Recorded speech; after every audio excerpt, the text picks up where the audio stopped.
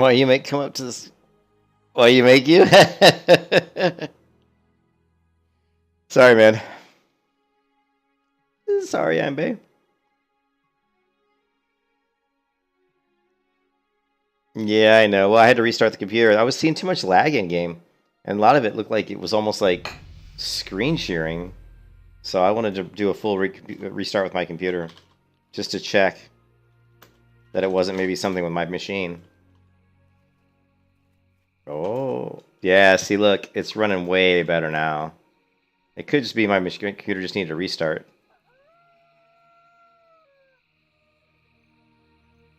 Yeah, see now it's running way better. It's possible my machine just needed to restart. Yeah, well, I hadn't restarted my computer in like a week or something, so just probably just needed a clean reboot.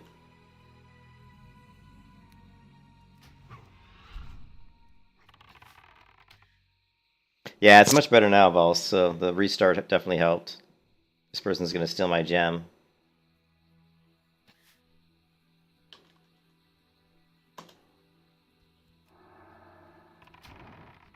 I bonked her on the head.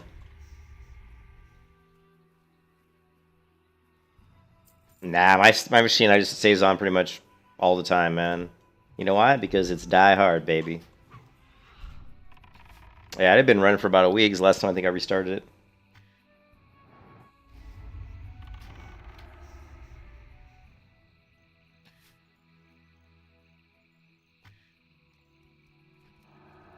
it. His body just went flying back. Okay, all right.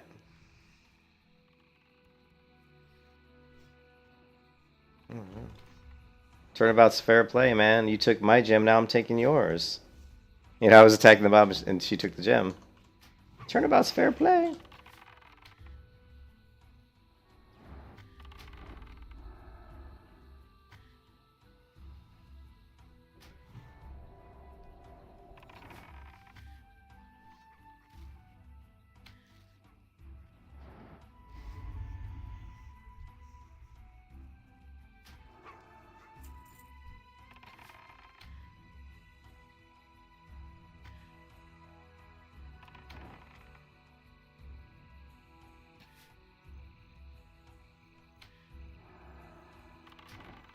But normally my machine's fine. Normally I can leave my machine on for weeks and see no negative effect, but obviously there was something that was slowing down the machine, so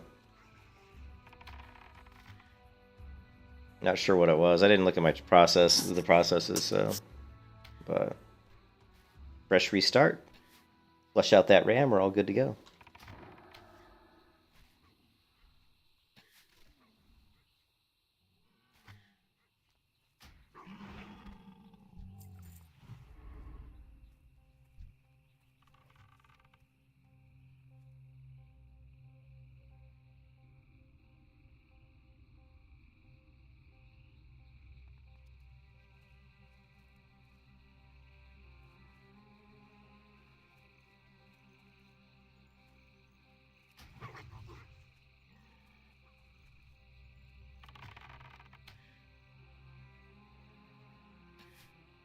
Not really. It's not really bad for your computer to leave it on.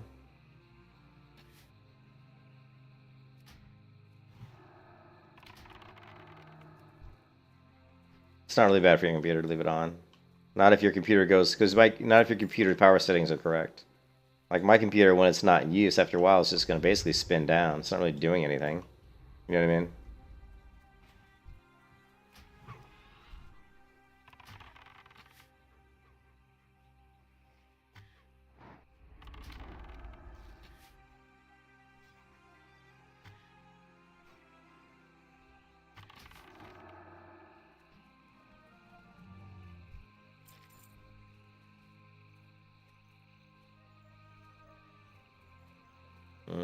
I definitely don't want to do the escort because it's annoying. Who's this guy? Ongeku. I don't remember him.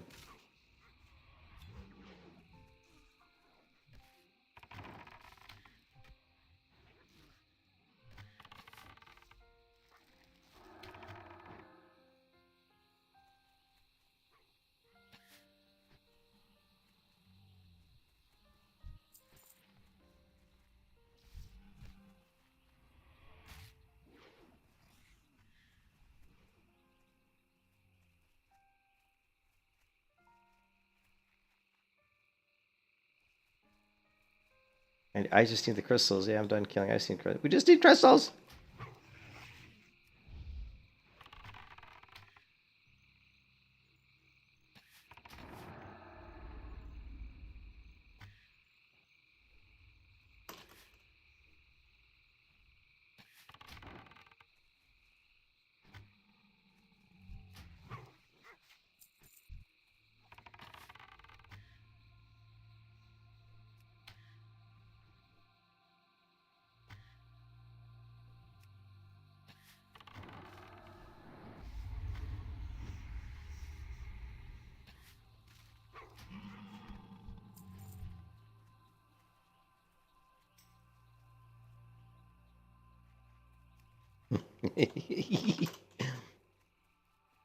Yeah, I'm gonna play Wrath. So we're not gonna be able to get this character to 60 before Wrath comes out. That's just not gonna happen. I mean, if I played like non-stop, didn't even sleep for the next 3 days, I could probably maybe get close. But even then, I still think we'd be like 5 levels away. I don't know. I mean, I could easily do 5, 6 levels a day if I played non-stop. But I'm only less, so that would put me at what, 5, 10, 15? Yeah, I'd still be behind, you know. I don't know why these guys are attacking me.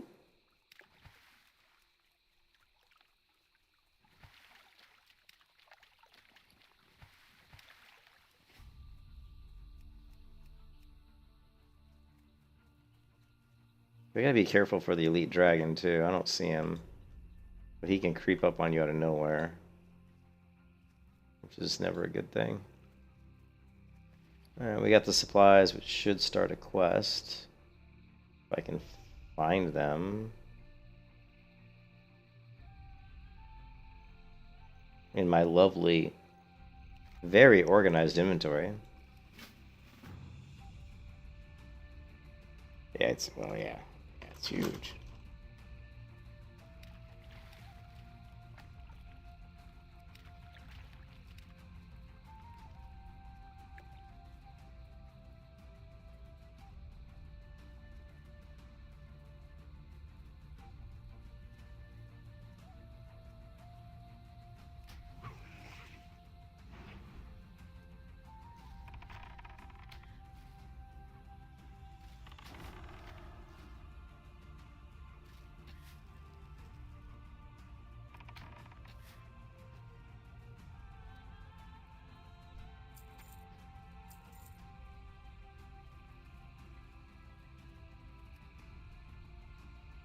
I don't think I can loot this again. I think it's the same thing. Yeah, you can't loot but one. I hate this quest because you never get all the crystals you need. There's always people here getting crystals at the same time as me. Every time. Every time we do this quest, this is exactly what happens. As I run through here, I don't get enough crystals. And then the respawn rate, for whatever reason, on these crystals is fucking slow. So you end up sitting here doing nothing. You know, you're just like, okay.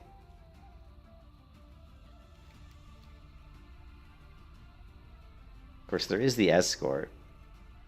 I guess we, yeah, I hate the escort quest though. It's annoying.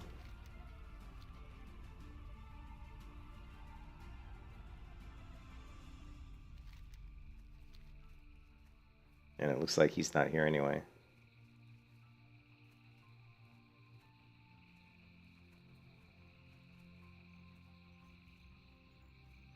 You're going down, minion.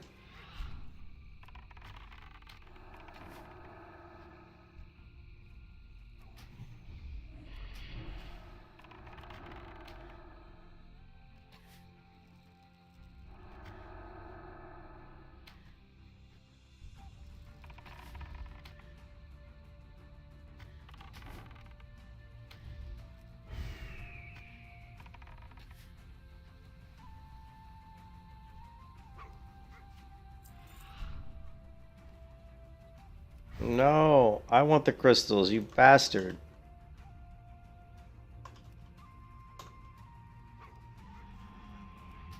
Damn right, I'm taking this crystal. This is when huts come, when pets come in like really useful. Oh, I think he got it before me. That fucker. Oh, that fucking asshole. You can kiss your ass goodbye. God, I hate this quest. I have always hated this quest.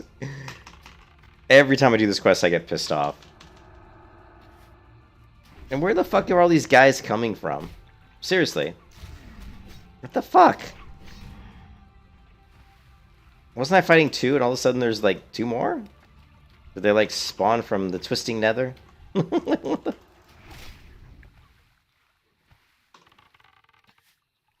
I hate this quest.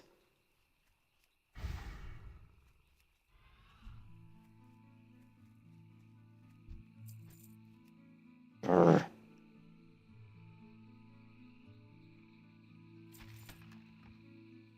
Ooh, Tracker's Belt of the Monkey. That might be an upgrade. 9 agility, 9 stamina. Yep, I'll take that.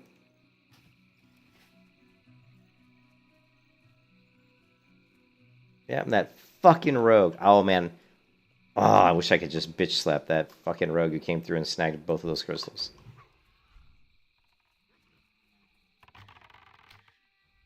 There's one. You can kiss your ass goodbye. How the hell, man? I'm not even attacking that guy and he shoots me. What the hell? Unbelievable. But this is why I hate the quest. I mean, look at this. Like, there's a crystal, but you got to kill like 3 guys just to get to it.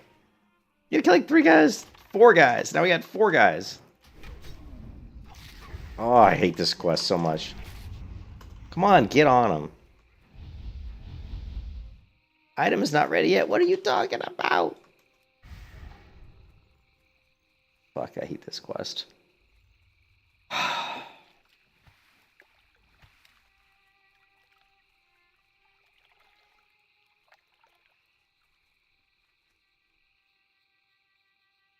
You can kiss your ass goodbye. Really? They're still gonna attack me? Alright, fine.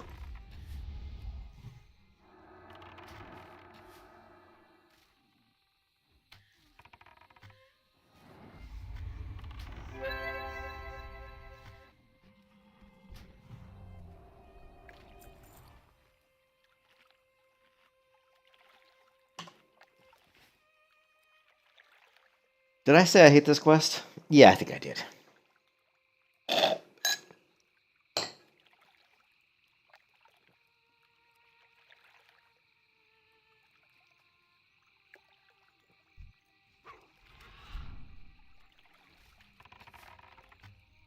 And every time you get close enough to get a fucking crystal, some jackass walks in and grabs it.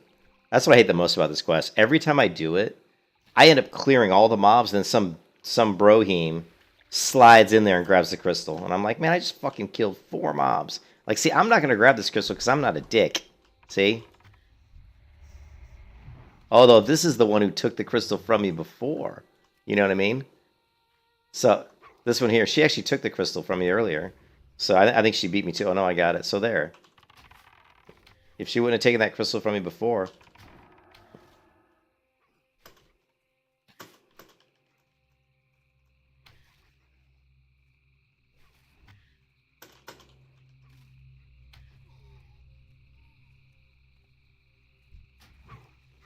But I would have let her have the crystal, but she's the bitch. She took one from me earlier. And she goes, okay. Bruh, you took it from me. I will kill you. Man, I'm running out of cleanse poison, man. Oh, man. I'm running out of the cleanse poison. I'll let her, if she wants to kill 3 mobs for that crystal, knock yourself out.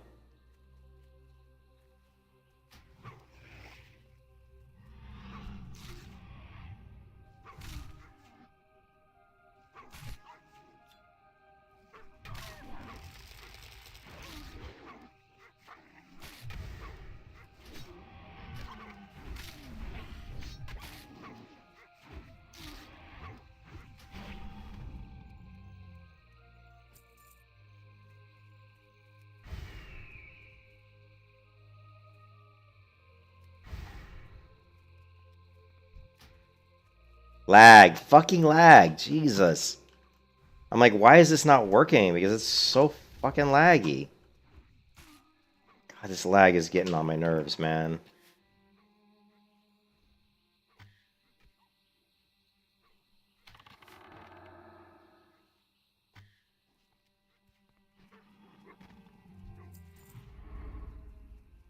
And then poison from the corpse dying, I guess. You know, he dies poison.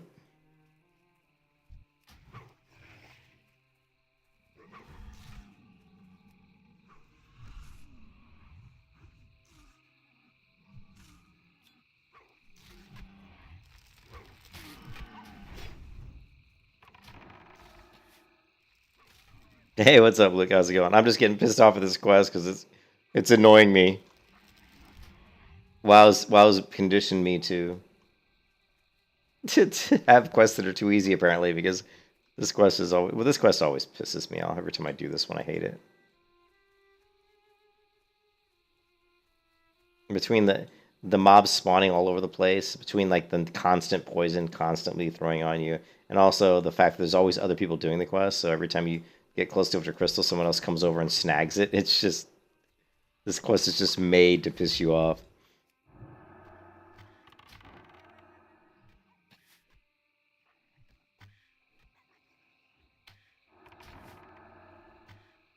A healing ward. Here. So much for your healing ward.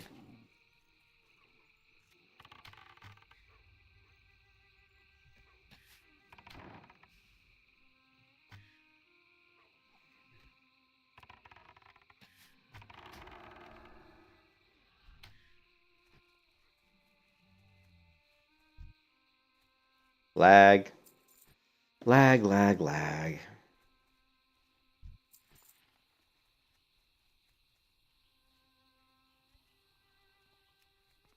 Lag. I just told my pet to attack that guy, and look.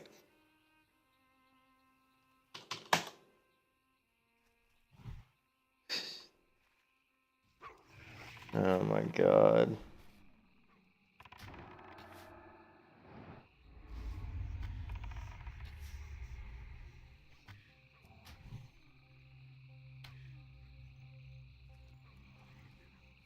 Yes, I told you to attack the other mob. Why aren't you attacking?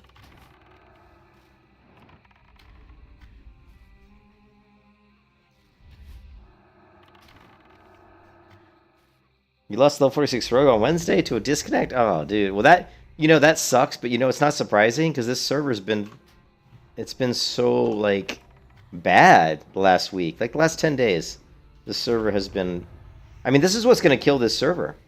I mean, this Turtle WoW will die because of this shit. They need to fix their lag. I mean, it's gotten to the point where it's just really annoying. You know? Yeah, I just fucking killed to get to this. She tried to take it from me, and I'm like, I just killed 3 mobs. We'll get 1, 2, 3. You know what I'm saying, Brohim? We'll see if V gets attacked. Yep, he's gonna get attacked. You're not gonna be able to get that crate. You know why? Because you just got attacked. I'm not dumb enough to sit around and try to get it. Ain't worth that much. Oh, wait a minute. There's the Horn of Garak-Sa. What the hell is that? Okay.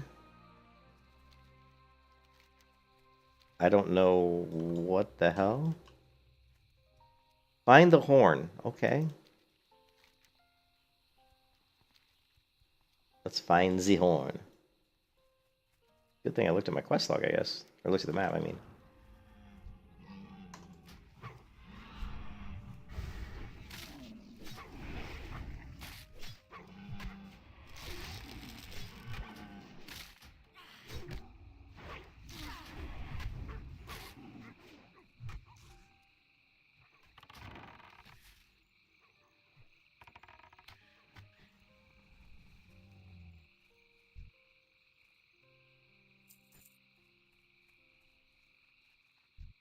Maybe it's off this named mob over here that I have not killed yet.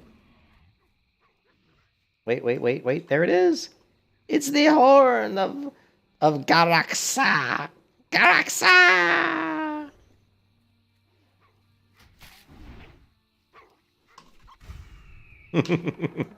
We have the horn. The horn of Valer. The Horn of Heroes, the horn that will end the multiverse. And you got a Warlock to 29 cents, but you think, well, you played too much. Yeah. I actually at this point, I'm not gonna lie, I wasn't really looking forward to Wrath of the Lich King, but with all the lag and all the shit, all the disconnects and the server issues, I'm looking forward to getting on Wrath of the Lich King just to see a server that isn't hopefully. Of course, it's probably going to be a mess because there's going to be too many people. Wrath of the Lich King Classic, the Fresh Start realm, especially since Blue said they're only going to do like one per region, it's going to be crazy busy, like insane. There's definitely going to be probably a queue just to get into the server.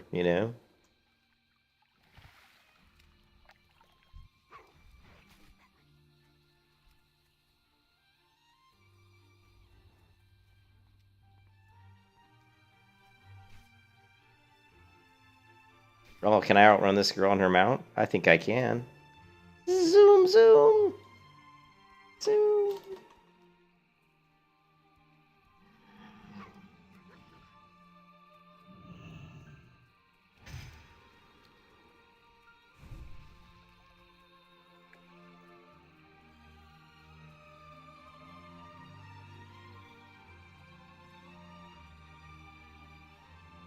Yeah, I've only been playing, Turtle. You know.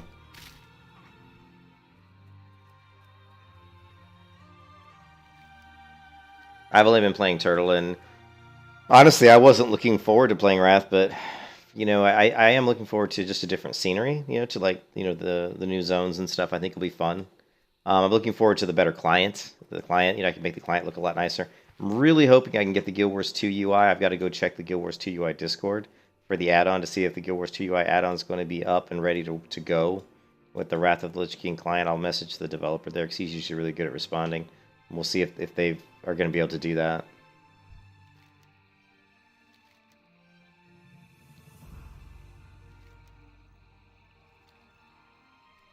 He's got another quest.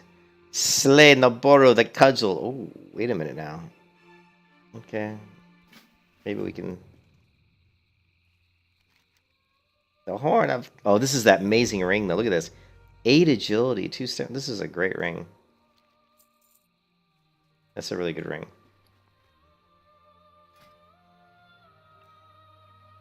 Let's see. Spirit stamina. Intellect, spirit stamina. 5, 3...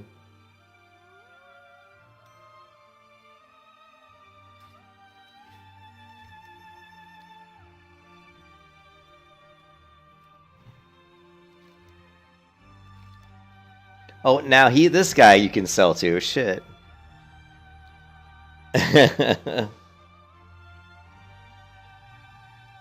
Just take a break from WoW when your locked eyes. Kingdom Come Deliverance or something.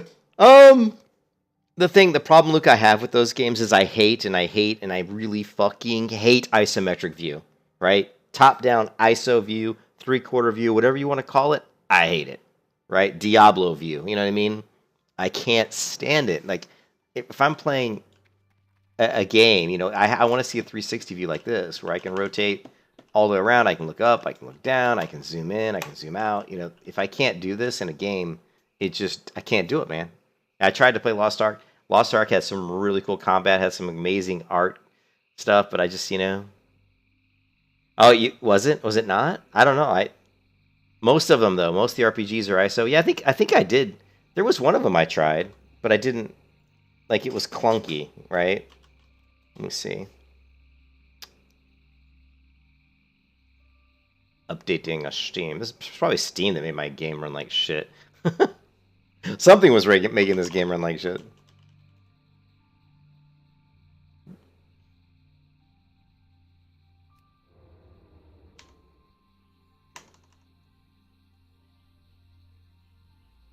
Hello, Steam. Hello.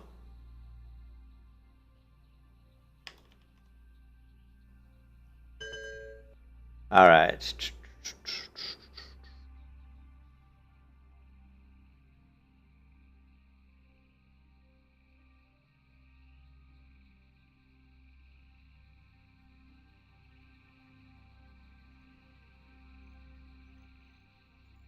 I played Divinity Original Sin 2, isometric view.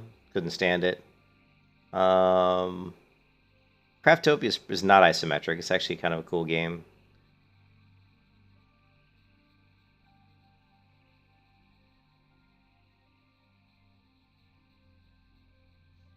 Okay, Kingdoms Amalur Reckoning is coming soon. So this is one I was kind of looking at, right? Says coming soon. Dolores M. Thank you for the subscription. I appreciate it. Thank you very much. Yeah, Kingdoms of Amalur Reckoning. This is the older game, though, right? This is like, when did this release? This was released. Very positive.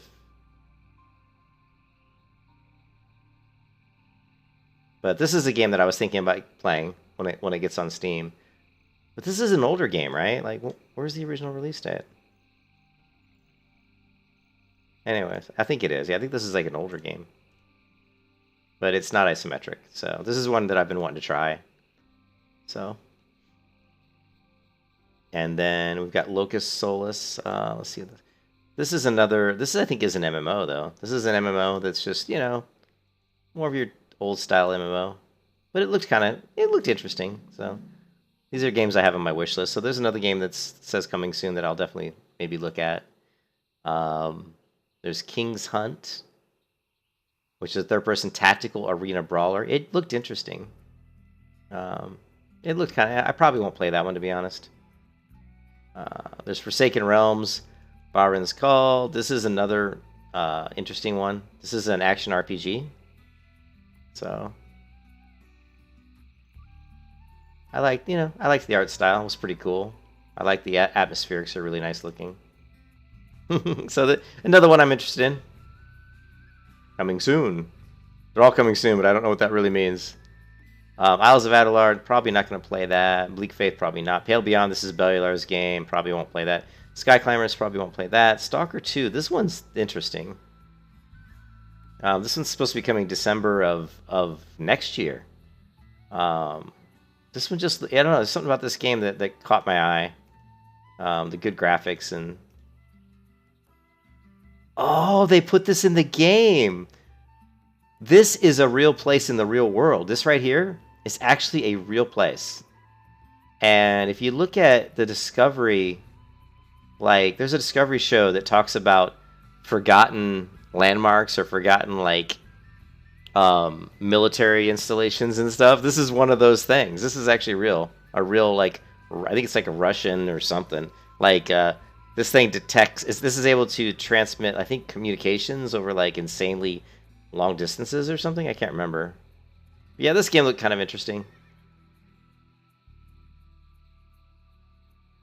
And, of course, Forspoken. Forspoken is one of those games that graphically is going to be really amazing. Graphically, this is going to be one of the best-looking games we've seen in a while.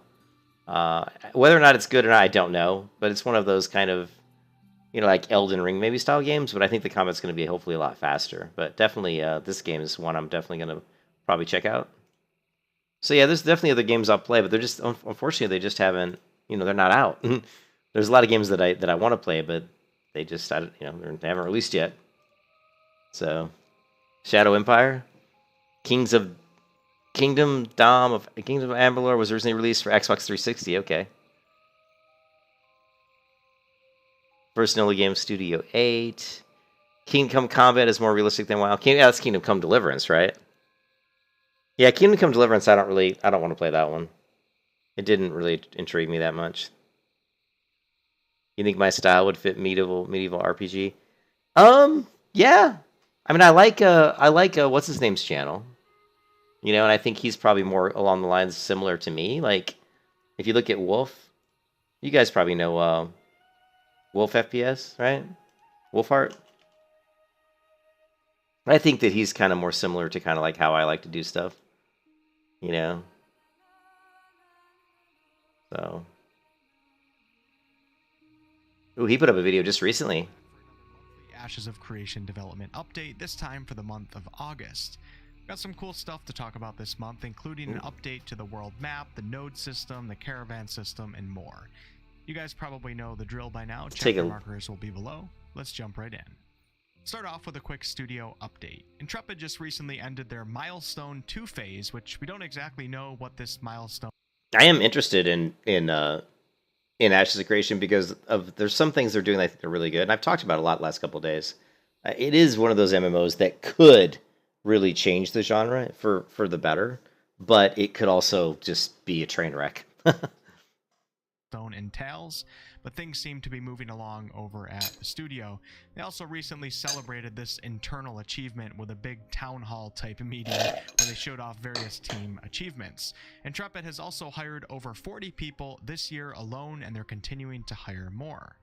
In this video footage that you're seeing right now, you're seeing some areas of the Alpha 2. That does look nice. I'm going to say that this forest looks pretty good. I don't like how all the trees are so similar. Like the bends in them all seem to be very similar. You know what I mean? It'd be cool to have some trees that were very straight because that's just more realistic in a real forest. All these trees seem to have bends in them. You know what I mean? And the other thing I didn't like was when they showed the foliage of the weather systems, like how it looked like it basically looked more like it was underwater. Like the grass was all moving together. There wasn't enough individual movement. So hopefully they can tweak that.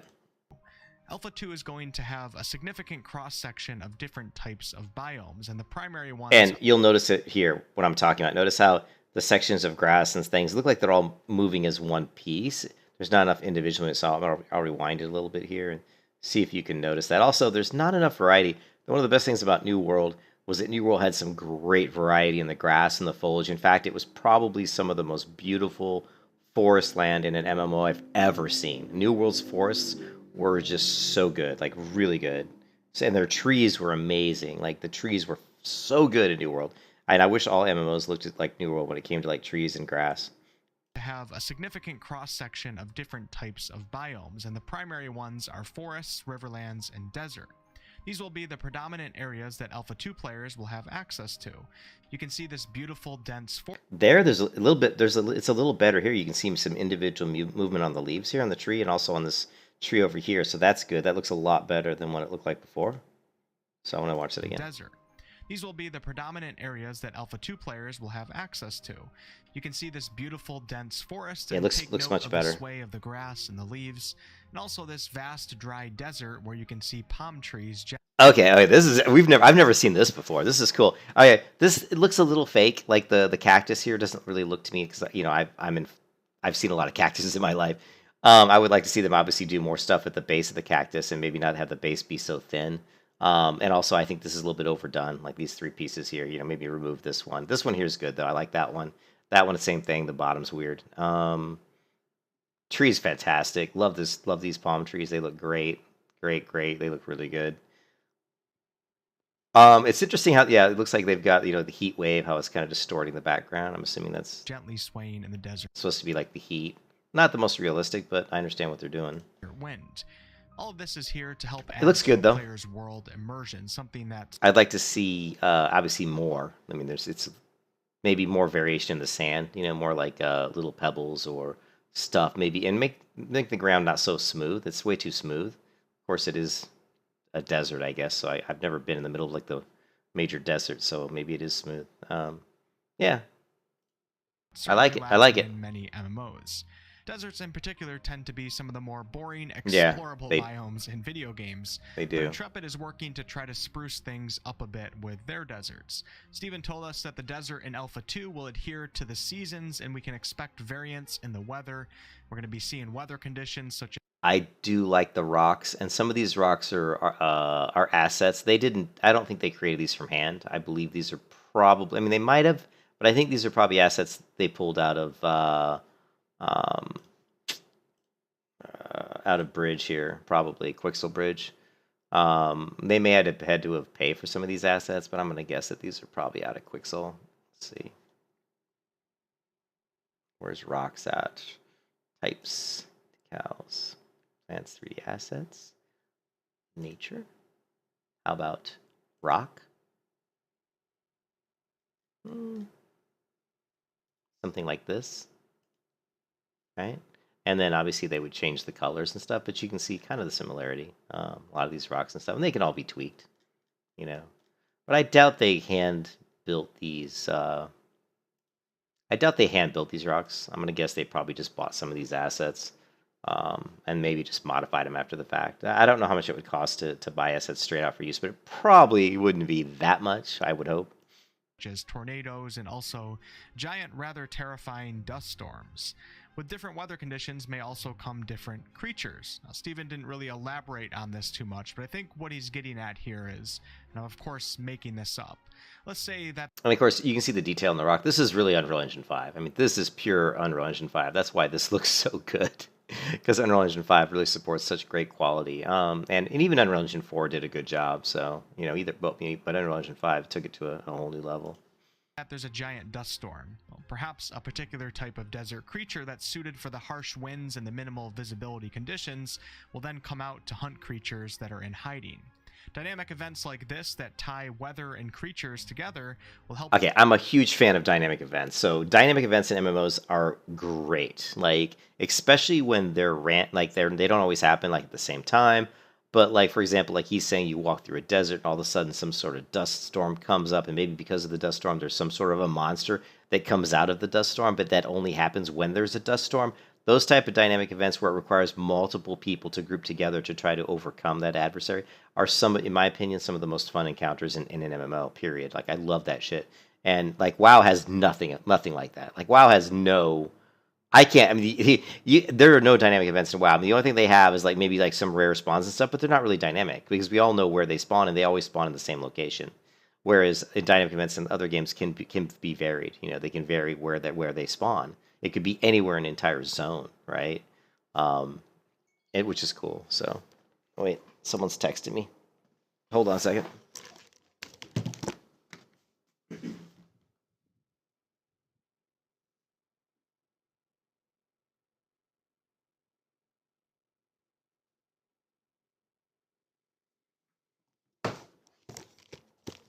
Okay, nothing. Just guitar store.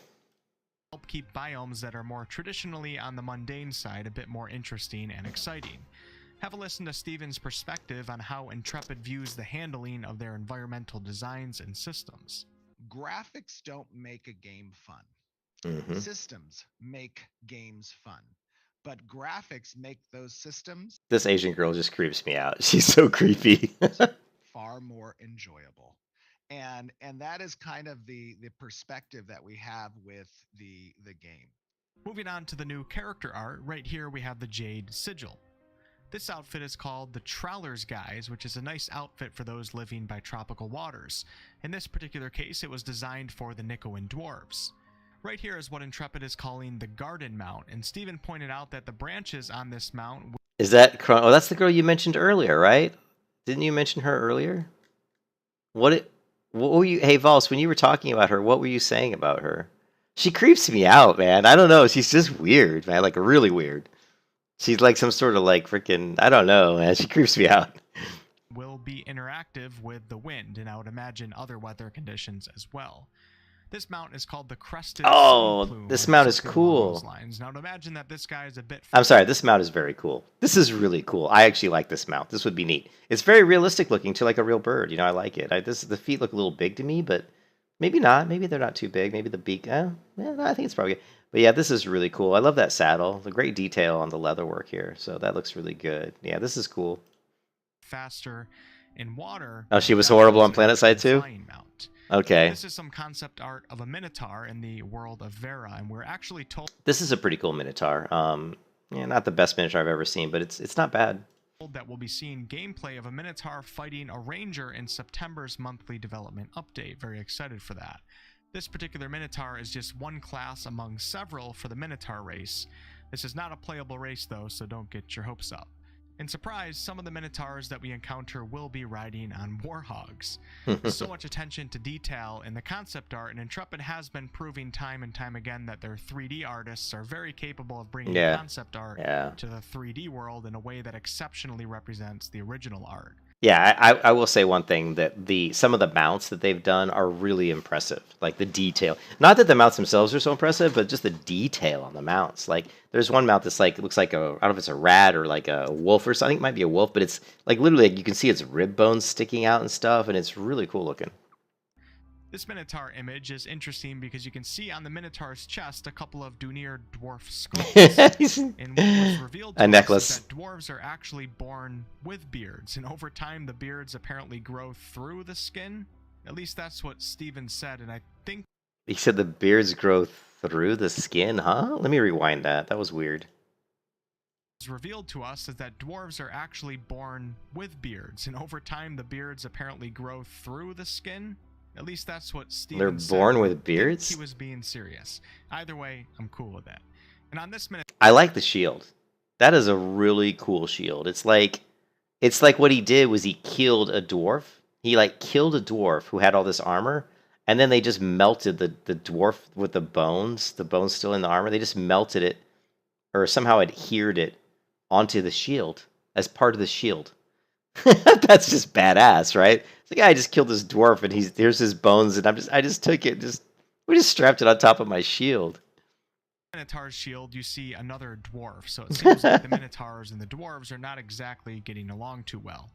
This snake-like creature is an inhabitant of a particular dungeon, and we're told that there will be several variants of this creature, such as a black mamba one, rattler snake one, Yeah, I agree, Blue. Those Minotaur are definitely what Tauren should have been. Tauren are not like the male Taurens, like in the original vanilla video, look pretty cool. I'm not gonna lie, they look pretty cool. But then when you see them in the game, like when you see the character model, vanilla, especially the females are just really bad looking, I think. So cobra one, and more. This mighty creature is a world boss, and you can see... Okay, I haven't even seen the other side yet, and it already looks cool. I love what they're doing with all the grass as like armor. I say the moss here isn't the best moss I've ever seen, but it's cool. I like what they've done. There looks like there's some shelf mushrooms going on the inside, which is probably a little bit unusual. Some mushrooms here and here. My wife loves mushrooms, so she would approve. The human model at its feet that gives us an idea of...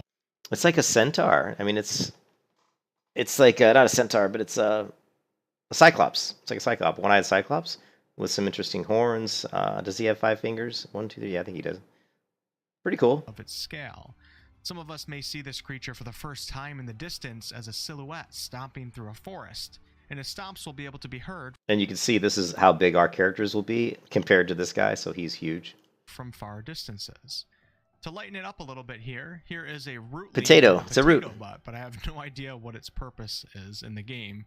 And here is a face model for the playable race called the Empyrean Elves. Okay, these face models are really cool. I like the high cheekbones and the very defined thin faces. I think the nose is a little too big. I would have liked to seen the nose a little bit thinner through here to make it more delicate. I think elves should look delicate. But yeah, and I don't like, but it looks good. It looks good. I like, and it's interesting these earrings here. Like, I don't know how these metal things attached. I guess they're attached onto this. But then she also has them onto her ear, which is kind of interesting. The last few updates... Your elf is your girlfriend. Pyre or Pyri elves, which are like the wood elves for this game. I love wood elves. Are a bit more structured and militaristic. I love wood what elves. You're seeing right here are the Nikoan dwarves, which are an atypical type of... Yeah, I definitely won't be playing this race. No thanks. Fantasy dwarf that Intrepid has created. These guys have a lot of Polynesian influences, and unlike their counterparts, the Dunir dwarves that live in the mountains, the Nikoa dwarves live in coastal areas. We're not done with the playable races, though, as here you have the Veloon humans. These are humans that were forged in the heat of the desert. It's really great seeing the playable races develop closer to their final form. The last part for the art section is this giant beetle, which there are several variants. These are hostile creatures that most of us will be engaging with in combat. Now let's talk about a few design updates, and this is where it starts to get really interesting. The map of Vera has gone through some significant changes as it's better evolving to accommodate the ever-changing world systems that are present in this game. The further Intrepid gets into development, the more that they understand exactly what they need, so it's good to see the world map evolving and updating as time goes on. This map is the new map, and it includes several changes and a few... Yeah, the map's huge. I mean, the map looks really big. It kind of suspiciously reminds you of World of Warcraft a little bit. You've got the 2 major continents, but there's quite a few islands.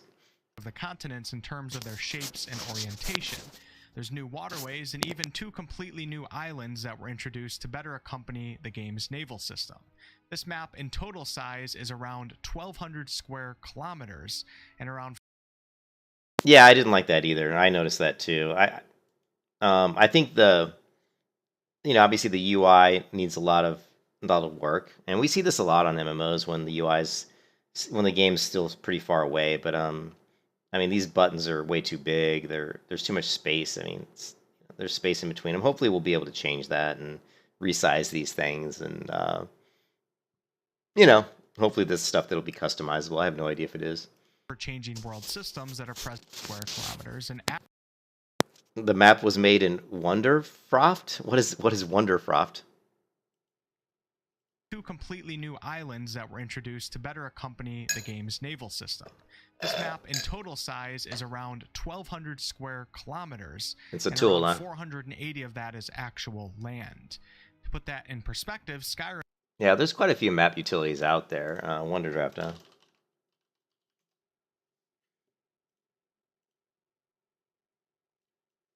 Okay, cool. Wonderdraft. I'll have to remember that map one. was around 37 square kilometers, and Azeroth, at least in the earlier days, was around Yeah. 113. To travel from the top of a continent to the bottom, we're told that it will be roughly around 50 minutes of runtime on a regular land mount, which would equate to around 75 minutes of running on foot.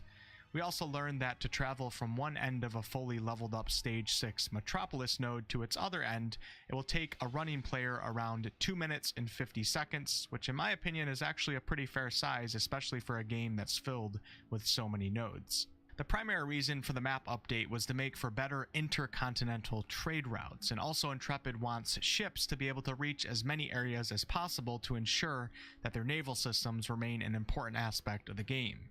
On this same subject, we now know that the open seas are going to be an automatic PvP flagged location. When you move off of land into the open sea, these are international waters where you have to be careful. Okay, this is pretty cool though.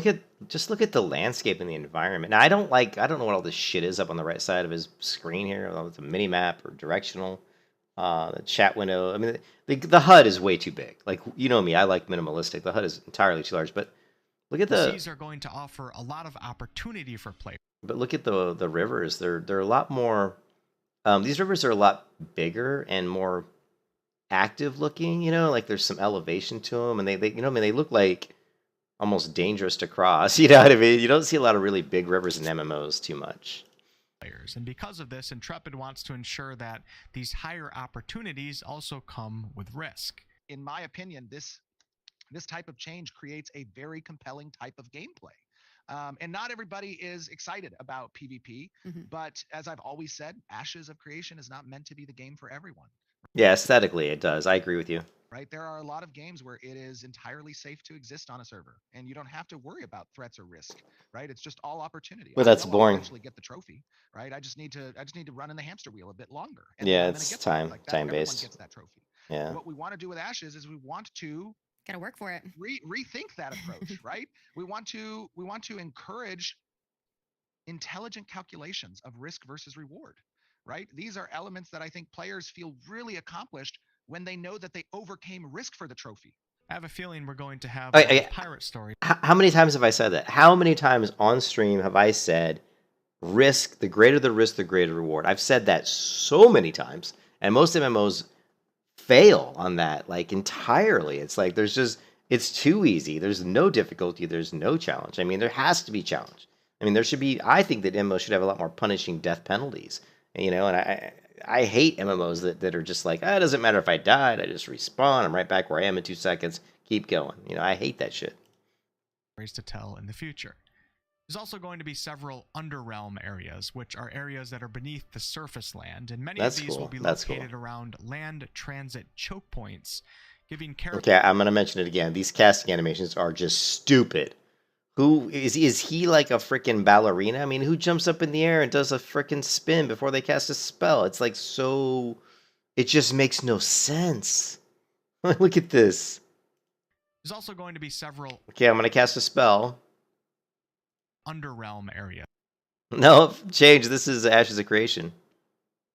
Check this out, though. Which are areas that are beneath the surface land, and many of these will be located around land transit choke points. I'm going to jump up and do a big spin in the air. Look, he's like freaking 10 feet off the ground.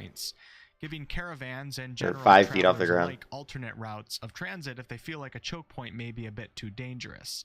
The Underrealm will come with its own set of risks though. Now, fast travel, as many of you are aware, is going to be very, very limited in Ashes of Creation. And Good. this is one of the several Good. reasons as to why I'm so interested in this game. Have Yeah. a listen. Why is travel important? We've talked about this in the past. You know the reasons why. We've all existed in games where teleportation is very easy to use. And sometimes that can be a detriment because you may have Yeah, activity exactly. like I a caravan know. run that's happening, and one person sees you from a certain guild, and they do the raid call out to their guild. Everyone open your portals and come here within a split second, and we're going to just, mob this group. No, well, instead, that opportunity doesn't exist. If you want to provoke or to gank, an operation of another guild, you need to have foreknowledge. You need to prepare. You need to place your forces around that area, and that is an important aspect. In addition, Okay, is her entire desk covered in fur? Like, what the fuck? This girl is so bizarre. Like, her whole desk is fur. And then I guess that's I don't know, a couch in the background that's just fur. When they talk about furries in games, she's a furry in real life. it makes that travel meaningful, right? If you are having to Yeah, I spend don't time like the to move flashy to a stuff location, either. you're going to think about what can I do along the way? Why am I moving to that location? How Yes, is it more yes. beneficial for me to be in that location versus where I Mm-hmm. am now, right? This is also in association with the fact that you are a citizen of a particular node, and that node needs your assistance within its vicinity. And if you want to move outside of that vicinity, there should be a really good reason for that. And there's lots of great reasons for it, right? There's trade, there's treasure hunting, there's content that you want to complete, there's POIs that you want to visit, and drop tables that you want to have access to. Like Mm-hmm. resource materials that you can gather and bring back. These are all important elements of regionalizing these locations. And Yeah, I mean, Steven sounds like, I mean, I like the way he's thinking. And I haven't always liked the way he thought because he just didn't give enough details about how the systems worked. It was always like at the 30,000 foot view of like, whoa, we're going to have these nodes. And if you do stuff in this area, the node gets bigger. I mean, it was just so generic, but now we're finally starting to see more details. And I think the details are looking pretty good. I really like the animal husbandry system where you can basically raise and kind of progress different pets and animals and mounts and stuff. I think that's really cool. And hopefully the crafting system will be really intricate as well. The things I dislike the most about this game is that I think the armor design, a lot of the armor design looks just absolutely horrible. But that was pre-Unreal Engine 5, so I'm hoping they're going to redo all the textures and a lot of the stuff for Unreal Engine 5. I hope so, because if they don't, their character models and their armor doesn't fit with the Unreal Engine 5 landscapes. They look like they're two different games, so you've got to do something. And then the spell animations I mentioned just a minute ago are so bad, They're like, well, there is no Riot MMO, Lost. I mean, there's no Riot MMO. There was a video the guy put out talking about, it should already be done. But what he was saying is that we already have the maps, we already have the cities, we already have the lore around the peoples of the places that inhabit this world, so they have all the background and stuff, you know what I mean? They have the information, but it's not in a game yet. They haven't actually made the game yet. You know what I mean? They've got the lore. So the lore is pretty good. I mean, I've always liked League of Legends characters. Like the characters are really cool. And just the history behind some of those characters is really well written. So,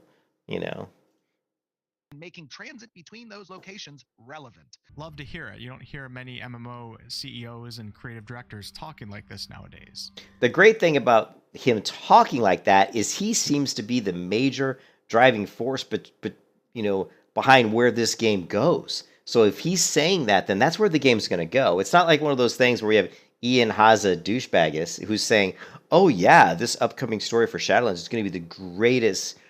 Story and lore that you've ever encountered, and it's just smoke and mirrors. He's just saying that trying to hype shit up, but in reality, it was one of the worst. Like Shadowlands was terrible, in my opinion. I thought it was the worst storyline I'd ever encountered in a World of Warcraft game.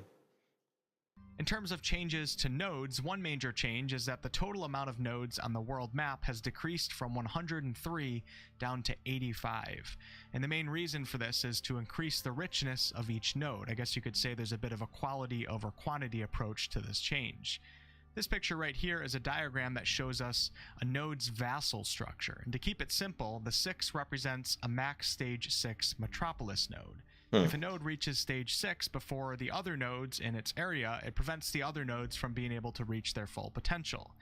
One level 6 node can control 2 level 5 nodes, and those 5s cannot level up to 6. The level 5 nodes are called vassal nodes, and they'll be subject to the government, alliance, war, taxes, and trade of their parent node, but the vassal node is also Yeah, able to it is receive blue. aid from the parent node.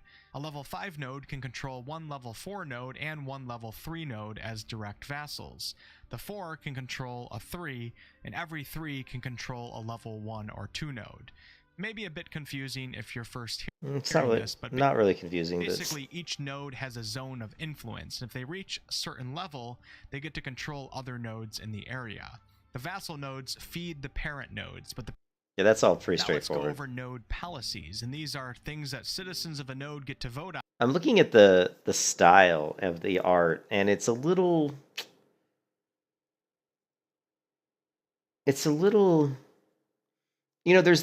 there's like a balance between if you want to make an MMO look realistic or not. Do you want to make it look like World of Warcraft? Do you want to make it look like Black Desert or something? But this game's kind of, I'm not sure that the balance of the aesthetic is quite there yet, you know? Like some of the I think just the wood here, it looks too clean. A lot of the wood looks very similar. There's not enough difference that differentiates between the two sections here, and they look like exact copies. And I'd like to see a lot more roughness and a lot more variety, which obviously takes time. And hopefully, they'll get to that point. But this just looks something that was built 2 days ago. I don't know. It doesn't look great to me. On as proposed by their node. Like it just looks a little too clean. It looks like a freaking urban. I don't know. Looks like a subdivision that just got built a couple days ago. So, and there's a lot of similarities. Like, see, this tree here looks a lot like this tree here. This building here, it does look different than this one. But these buildings here are different enough, but these trees are very similar. I just would like to see a little bit more grittiness to it. It's not gritty enough, It's kind of bland and it's a little too clean. And when I always talk about like gritty, or I'm always talking about Dragon's Dogma as I think the king of really here. I mean, to me, it's the king of like the medieval gritty looking structures. Like, let's see if we can get like a good image here. No, that's not it. Of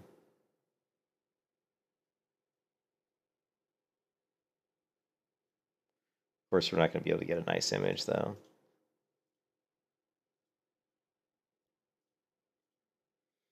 But you can see, I mean, this is obviously an older game, but there's just, the stone. This isn't the best image, but it's just everything looks a lot older. You can see here, especially like if you look at the walls, there's a lot of variety in the wall. You can see kind of the stone peeking through like an overlaid area of like maybe some plaster, but you can see a lot of dirt and grime near the bottom where it's close to the street. And if you look at the street cobblestones where they get near to the edge, it's a lot dirtier. And there's just a lot more like variation. Like even this stonework here, it gets very flattened where people obviously walked across it a lot. So it's been kind of worn out down. So keep in mind, this is an older game, but what I'm trying to convey here is just how everything's not so pristine. Like even this sign is very, like the edge here is not straight. It kind of breaks in. Maybe this piece of wood broke off. The rock work, there's just, like I said, there's a lot of dirt and grime to it. So that's kind of what I'm getting at. You look at something like that, and then you go back to this, and it just looks so pristine, Nodes mayor. Nodes will have a number of slots that they get to employ as government. They had a Dragon's Dogma online, but it didn't last for very long. But just so you guys know, Dragon's Dogma 2 is currently in the works. So I don't think it's going to be an MMO, but I'm still super excited for it because it's going to be cool. So because Dragon's Dogma was a great game. Policies. Certain policies get unlocked by what Intrepid is calling happiness states of the factions within the node. And these happiness states are predicated upon different achievements that can happen in the world, story arcs that get finished, bosses that get killed, amount of citizens that are accepted into the node. And honestly, I think the reason it looks so pristine is because I don't think they're like handcrafting the textures.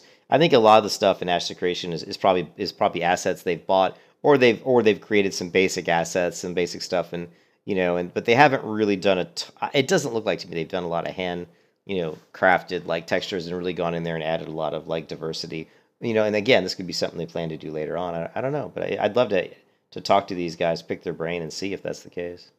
New buildings that are constructed, and so on. When the happiness is met at a certain point, you may choose policies that do certain things for the node. This is a big strategic decision that the node has to agree on, and when a Okay, I love the color here. Too many MMOs, the water doesn't look blue enough, like kind of like Caribbean. I mean, not much you guys, but when I see water like this, it just makes me feel good, you know? Waters of the Caribbean, that kind of aquamarine or blue. I love it. I love it. And so many of the waters that we see in MMOs are just very bland. So I really appreciate the color here of this water. I think it looks great. policy is employed, it confers benefits to its citizens, the area, specific buildings, the mayor, etc. We got to see several examples Okay, that looks really cool too.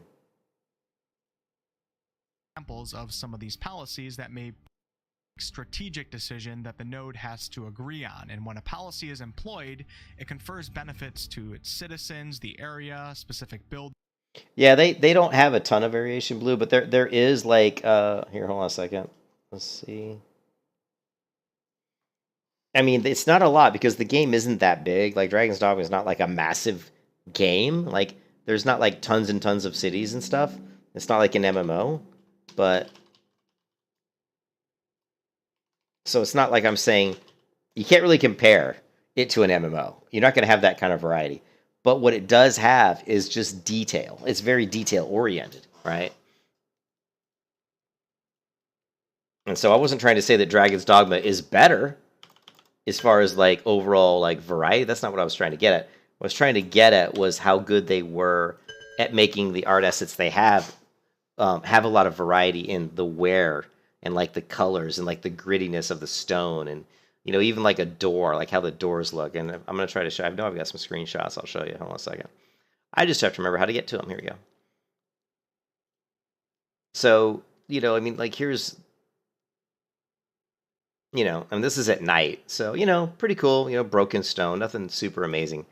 But one of the pictures that I really liked was, this is a really good one here. So, what's cool about this picture, and let's see, how do I go to the full size image? Well, I guess that's it. This is a little bit better.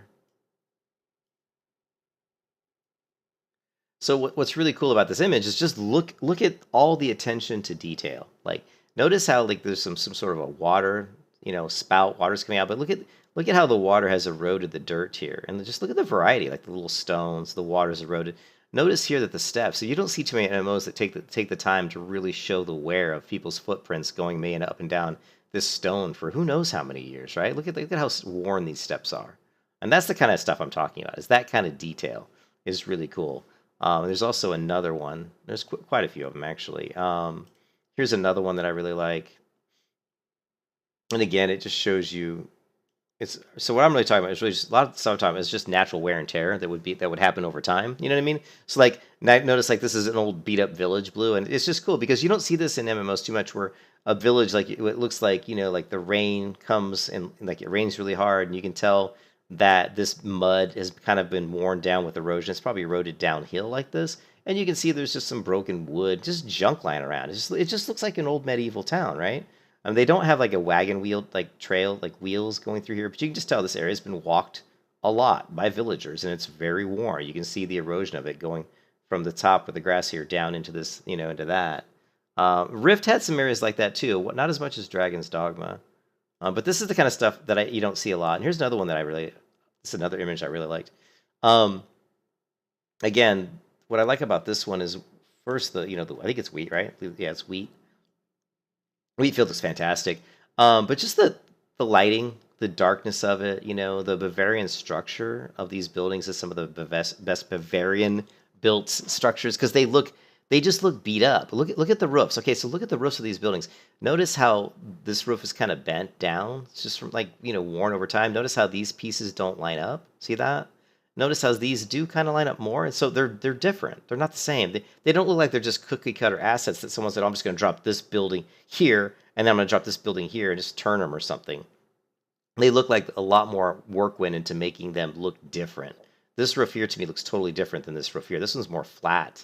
This one's got a lot more bends and folds in it. You know what I mean? That's the kind of stuff I'm talking about. Just more like attention to detail. and making it look like it's been lived in. Making it look like it's old. Maybe like that's been there a long time, you know. And that like this one too is just. I mean, to me, Dragon's Dogma does it better than any game. I mean, look at this building. Again, look at the stonework. Look at how the stone's all worn. Look at the stone here at the bottom's all beat up. Look at the variety of the wood. How it's not all perfect. Like these beams aren't evenly dispersed apart. Like all this wood isn't it, like these beams all don't end at the exact same piece. There's broken pieces of wood here. Look at the roof here. Look at the roof here. How it's bent. See how it's bent in. I mean, if you could spend half an hour looking at this one building and seeing all of the different varieties of pieces of the building and how they've been weathered and how pieces are broken, and you just don't see that. I've never seen an MMO that has that kind of variety to the detail, and that's what I'm talking about, you know. And Dragon's Dogma did it all over the place. Here's another one, you know. This is the same village from the other one, and that's why I took these screenshots. I took these screenshots because I noticed all this stuff, and I took them. But here again, you just see a lot of erosion, natural wear and tear. These buildings look fucking old. They look beat up. They look like they've been there a long time, you know. But you can see just natural wear and tear, roads of just dirt that people just walked up and down. Like here, what looks like some sort of an entrance to maybe a cellar or something. Yeah, and of course this is Skyrim. Now this is like for just to show you a difference, right? Skyrim is a much more pretty, you know, kind of pretty game. But this would be, you know, Skyrim, you know, and it's, you know, you don't see any kind of attention to super detail. It's all pretty much just pretty bland, you know, basic stuff. They've got some trees that probably look a certain way, and they maybe can change the sizes of them. Maybe they can change how many branches are on the tree. I don't know. That would be something that would be cool. Have like a slider that, you know, when you move the slider left and right, it'll just add more branches onto the tree or reduce branches off the tree. Maybe that's something they have. I don't know. The water in Skyrim is actually decent. It's not amazing. It's okay, but you know, that's Skyrim. Just to show you like kind of a little bit of a difference. And then if you go back to Dragon's Dogma, let's see if I have any more good shots. Not sure why I took this picture. Probably just because probably liked the stonework here. You know, again, you can see a lot of variety in the stone. I mean, look at this stone. Look how many different types of stone is going on here. Little pieces, big pieces. There's little twigs and branches and some leaves, and then just, you know, they did some other rocks up here. So just you know, a lot of variety going on here. Also how it's curved, it's not flat in any way. So, and this was just a shot like in front of like one of the castles, you know.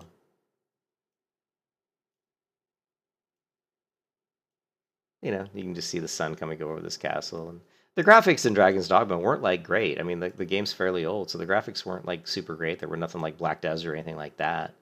But just, you know, but the attention to detail was I really appreciated what they did, you know. And like here, also the armor. Okay, now if you've ever played Vols, and I think Vols, you said you played Dragon's Dogma. The armor in Dragon's Dogma had some of the coolest armor. Okay, this armor here, like you could like these metal plates. They looked real, and they layered, like bent and folded as you moved, so they looked really, really good. And the way the character's feet, and Guild Wars 2 does a pretty good job of this too. Like when you're standing on a sloped surface, how the feet line up correctly with the sloped surface, how your body bends it correctly. Did a great job. And you can't see it in this picture, but this helm has feathers. The back of the helm has feathers that drape down out of the back, and they look like real feathers. They look very realistic. So the armor, you know, is really, really good. And I don't know if I have any other this hillside. You know, here's like kind of what the foliage would look like. You know, not as good as like New World or anything like that. You know, just, you know, this isn't a far cry from really Skyrim, but a lot more. They have a lot more darker colors and a lot more grittier. Like the sky and stuff isn't like that blue, pretty blue like fantasy sky. You know, it's more dark. Like here you see, you know, and here's the one with the blue sky though. Actually, this is a really good picture here because you could really compare this to some of the Skyrim pictures I took, because I have Skyrim pictures that look almost identical to this. You know, just a river kind of winding, and again here the river. So the water in Dragon's Dogma wasn't very good. Again, you know, I talked about how, you know, I didn't leave the Guild RC. I did not leave the Guild RC. The water here, pretty cool. I mean, it doesn't have that kind of beautiful color that we saw in Ashes. Anyway, I know I'm kind of on a big time tangent here, but I mean, you can see the difference in the water here from Ashes too. But the Ashes water, it's like this is a tropical area. That's why I liked the water having this color, because it made me think tropical, like we're in like the Caribbean or something. And that's why I appreciate this color. Buildings, the mayor, etc. We got to see several examples of some of these palaces that may present themselves to certain nodes. We have Great Harvest, which increases gathering speed within the node's zone of influence by 5%. The Kalar Industry Palace makes node construction and upgrade speed 10% faster. Asylum gives instant citizenship for refugees of a fallen node. And the Renkai Honorbound Palace says that all node-to-node reputation changes are increased by 5%. Okay, well, I'll stop here. I'll watch some of this later, maybe, but yeah, I mean, I should be in the guild unless somebody booted me out.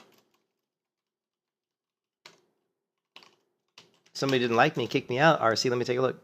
You can't find me? Let's find out. Let us find out.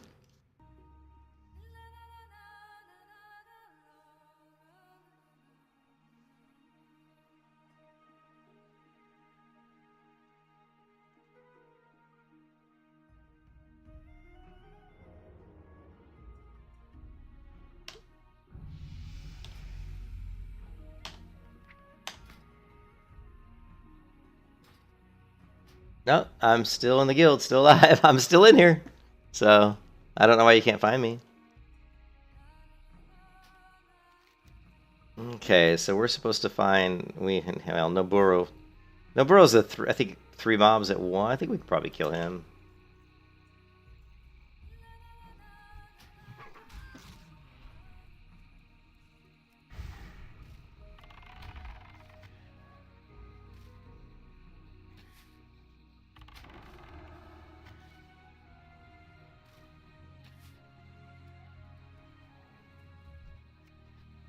Now these long soft tails, look at that lag. Look at that lag. My god, the lag.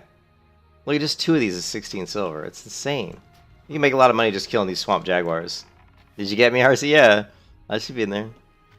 Maybe you just didn't have like show offline members or something. That wasn't online.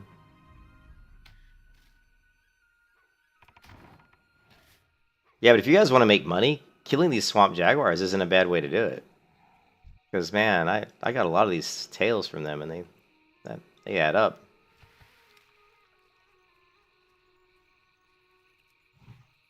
Alright, let's see if we can find Noburo and see if he's an encounter that we can win.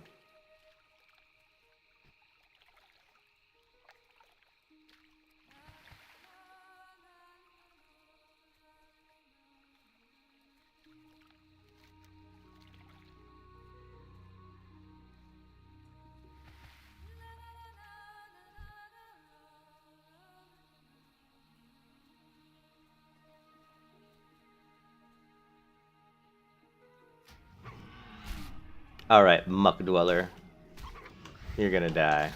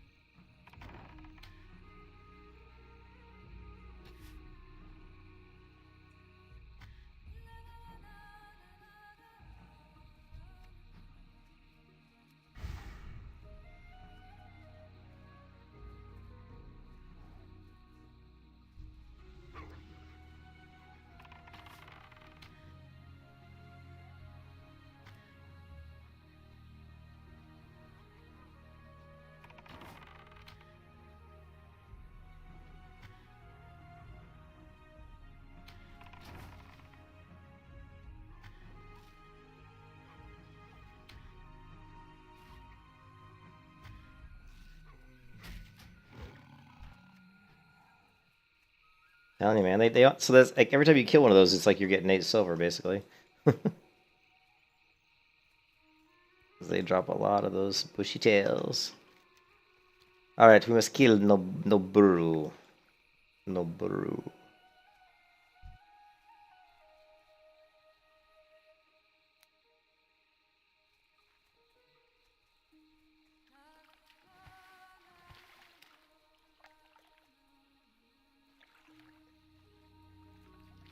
Kind of paths around. Probably gonna drop this quest because I don't want to have to spend a lot of time looking for him. Yeah.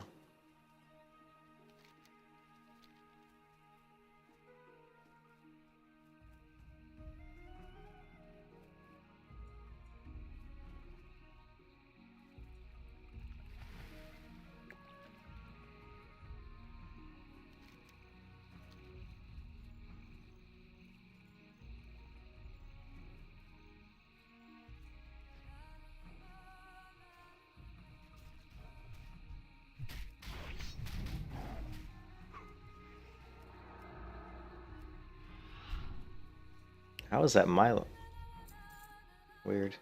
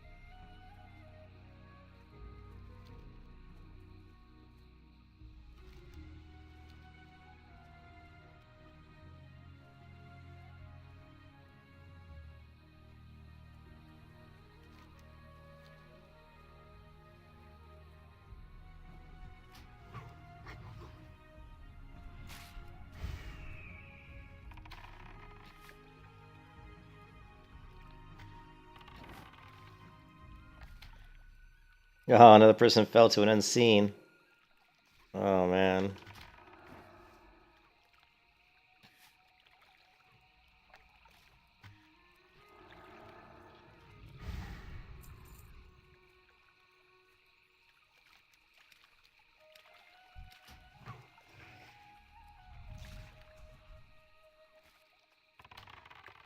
Immune.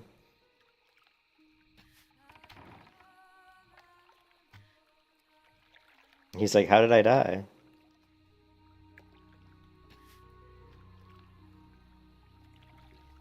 They're apparently faceless men? What do you mean? You mean like... You mean like Game of Shit? I mean Game of Thrones, what?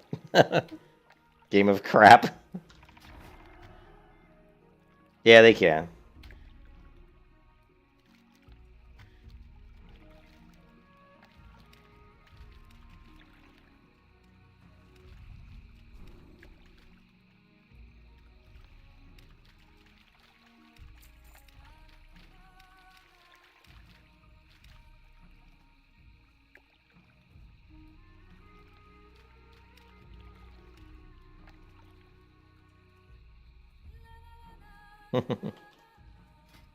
How do you macro pet attack?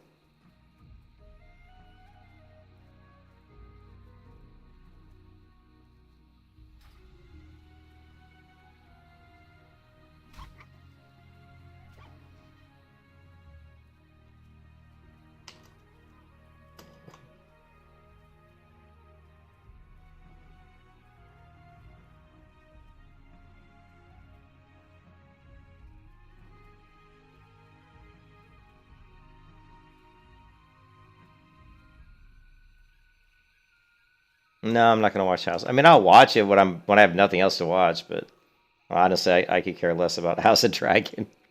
Yeah, I thought the only like I watched Game of Thrones, like the first 2 seasons were good, and then after that it just kind of went to shit. 6 Tangled Essence. This guy's actually voice acted. What is Tangled Essence from?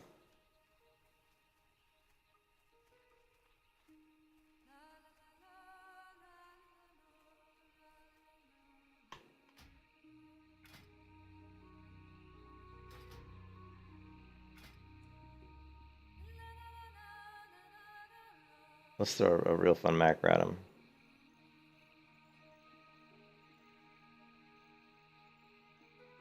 I probably won't even be able to paste this into chat.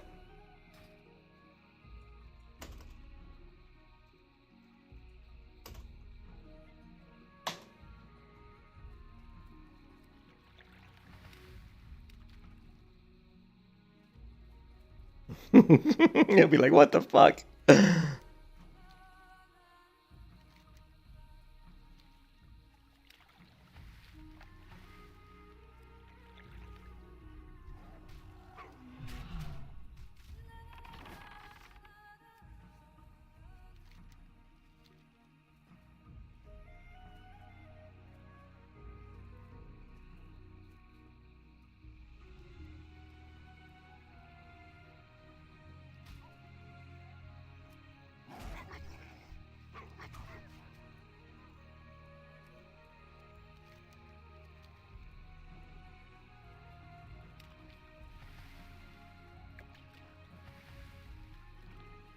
Free Larry, that's the escort, right?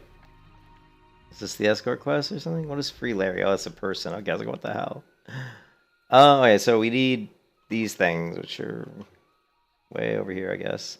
Not happy about this quest because I don't want to run into the Elite Dragon that sometimes flies through here. But we'll give it a go. Oh.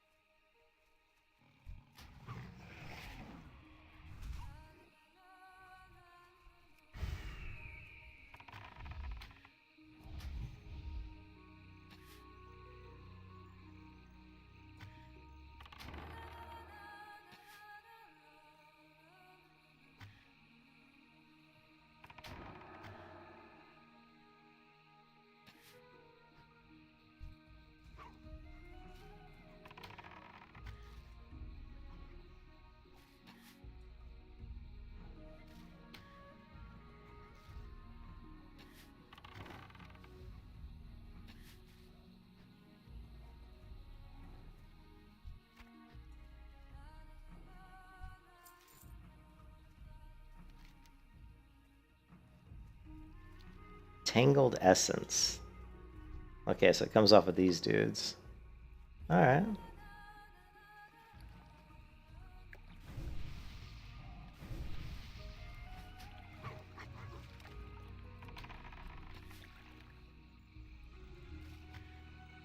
Yeah, those guys, elite dragons. Elite dragons!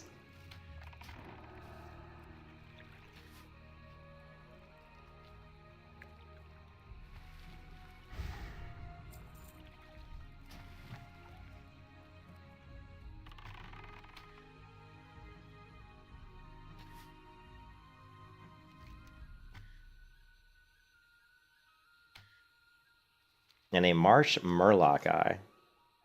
Which is going to be one of these Murlocs. Oh, God. We got to kill some Murlocs, guys. We have to kill some Murlocs. I'm going to have to go get a soda. If I'm killing Murlocs, man, I'm going to need some caffeine.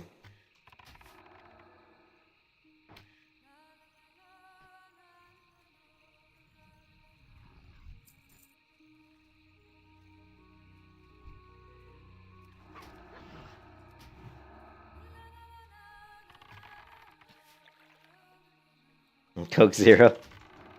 No, thank you.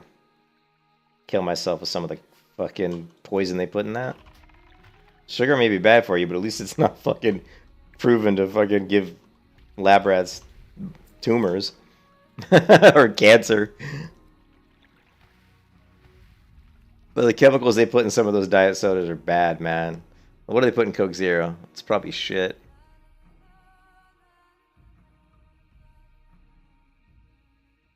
Let's see what they put in Coke Zero. It's got aspartame in it, which... What can, you know...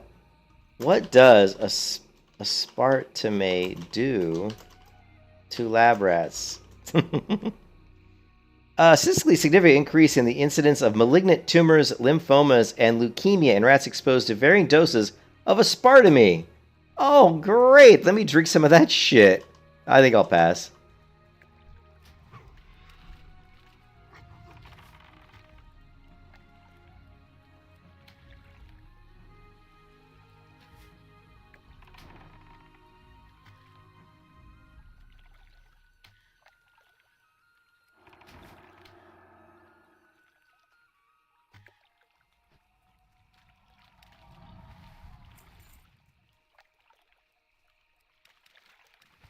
Okay, just don't walk into any elite dragons. That would not be good. Elite dragons? Here, elite dragons.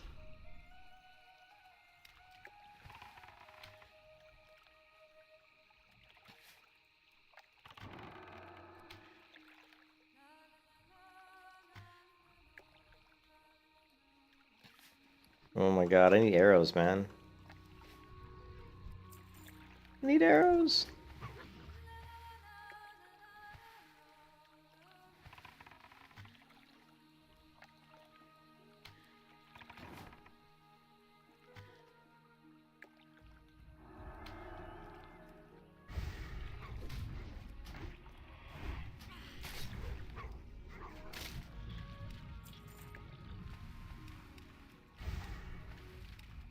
True. I'm drinking water right now, so Imbe would be very happy.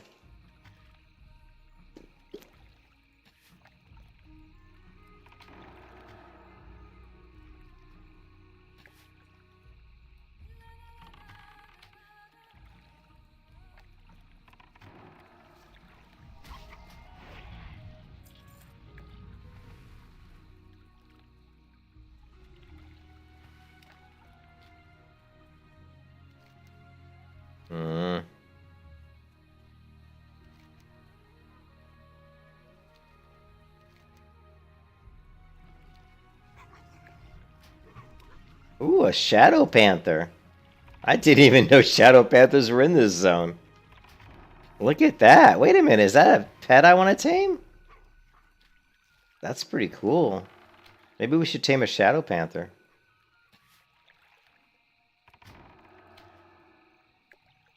It's pretty cool looking skin. Ooh, I don't know. It's pretty cool looking.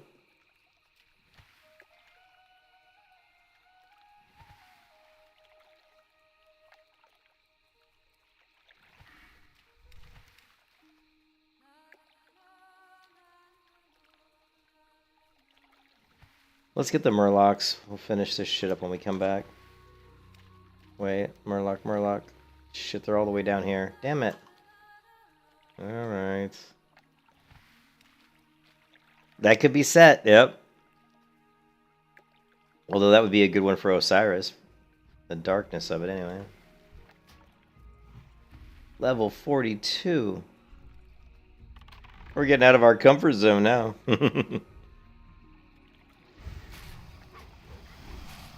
That's a big alligator.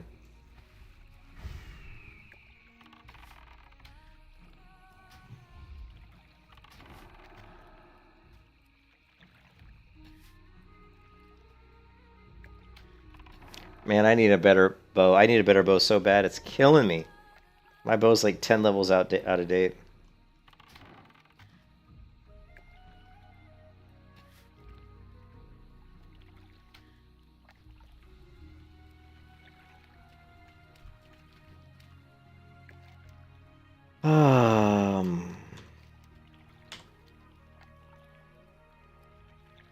I'm not happy with this quest.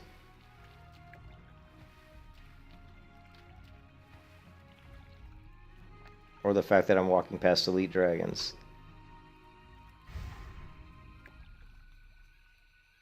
I know that, well, there's the elite dragons, then we've got the flying elite. I don't know if he's a world boss, but he's the dragon that flies through here that's really scary. I've actually had a hardcore character who I didn't aggro him, but I was like this, killing a mob, and all of a sudden I turned the camera behind me, and he was right behind me. Scared the living shit out of me. But luckily he didn't aggro to me. It's verdes. It's green. Green.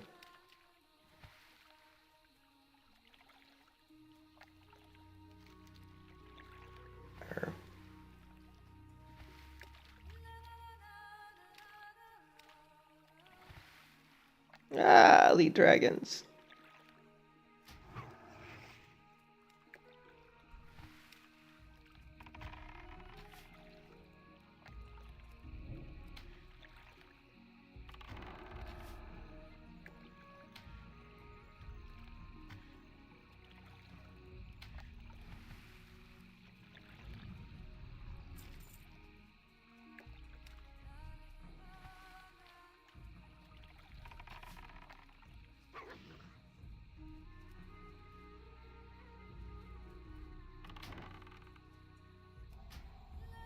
Lag. Lag. Oh my god, this server's so laggy.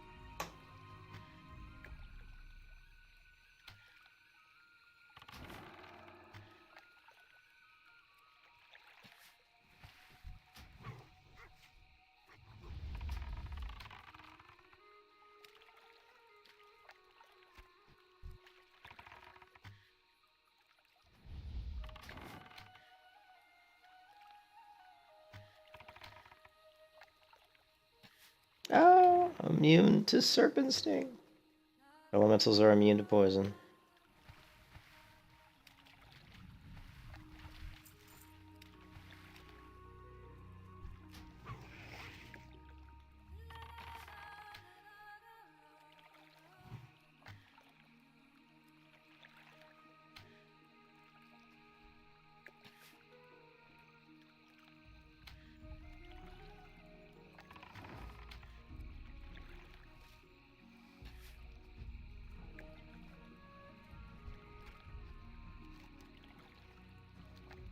What is this?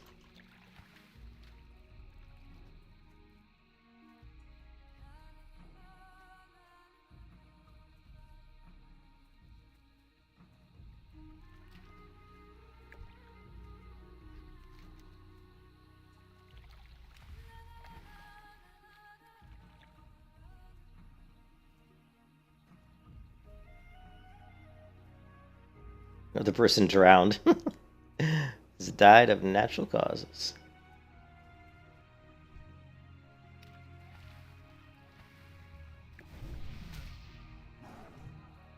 I always like to run right through a horde player's flag just to try to scare them. They're like, holy shit, someone just ran right through me.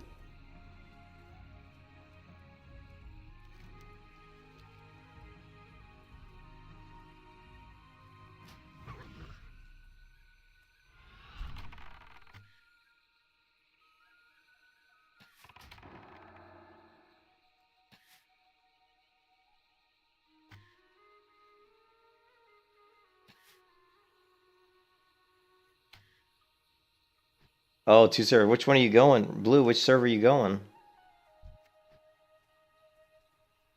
And when do we get in? And will we be able to get in?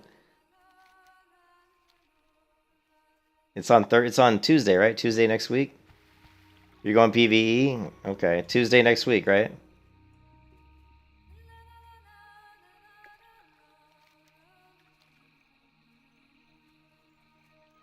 Yeah, when Tuesday after maintenance, okay. Oof, well, yeah, okay, I'll go PvE. It'll be less annoying going PvE.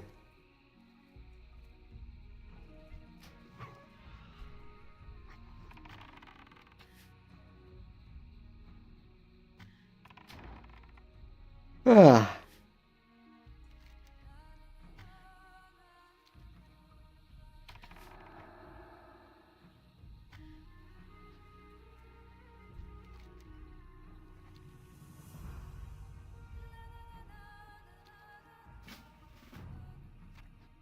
Find some shit. It's way over there. Oh my god.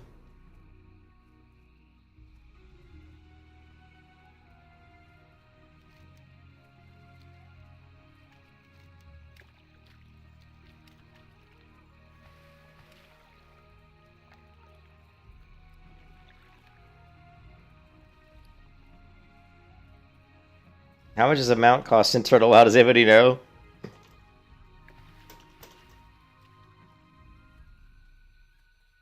Is it 40? Is it either 40 gold or 100 gold? I guess we don't really need the mount. I just need a training. How much is the training? I guess should have been the question I asked. Ugh. I guess we'll find out.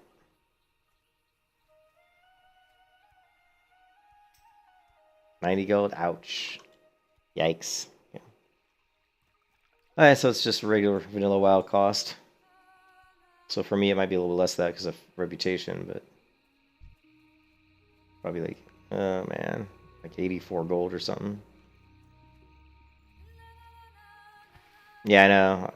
Yeah, I won't need the mount because I already have a mount, but it's the training. Yeah, well, I won't be getting a mount anytime soon. I've only got 20 gold, I think. 30 gold. I have 30 gold.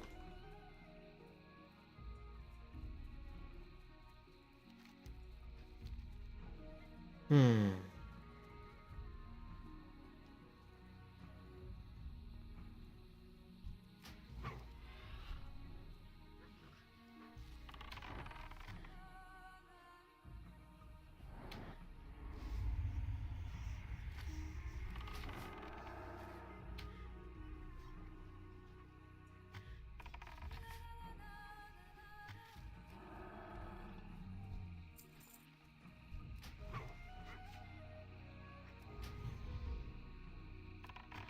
Yeah. Yep.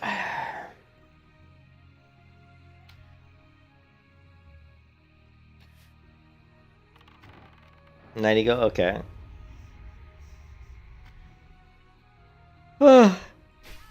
Suffice to say, it's more than what I have.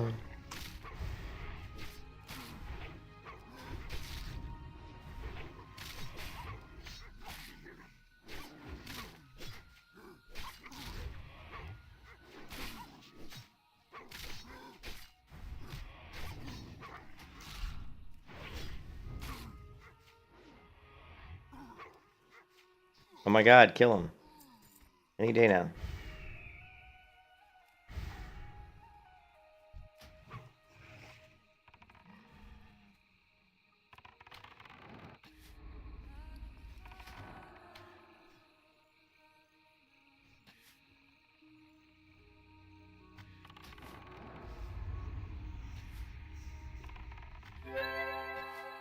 No, no mana.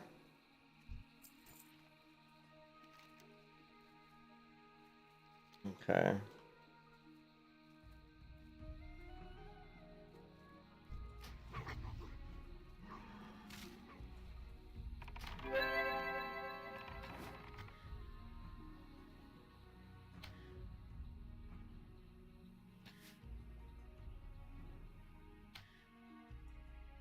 Wind Fury crits? Oh yeah. Wind Fury? So you got that shaman magic going. I love shamans.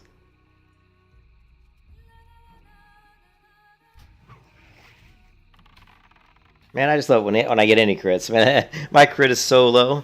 I can't wait till I get to 45 and I can respec survival. We can hopefully get our crit, up there. Because right now it's terrible. My melee crit's 4%, and I think my range crit's probably, what is it? I don't even know if I can see my range crit, can I? Let's see.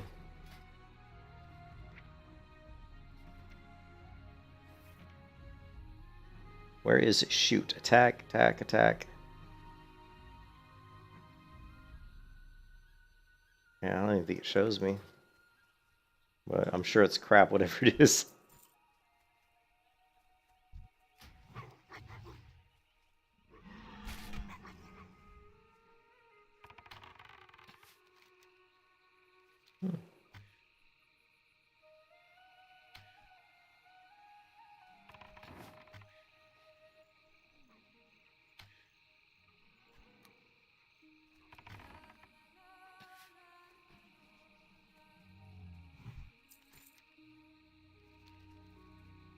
Okay, it should be right here.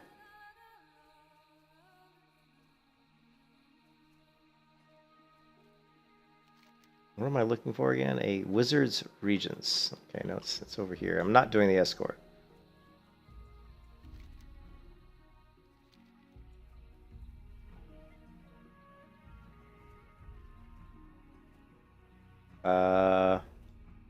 Here it is. Man, it's so dark. It really blended in with the cart. I don't know. I guess I could do the escort. I hate escorts, man. Well, 85 silver. Alright. Alright. Guess I can do it.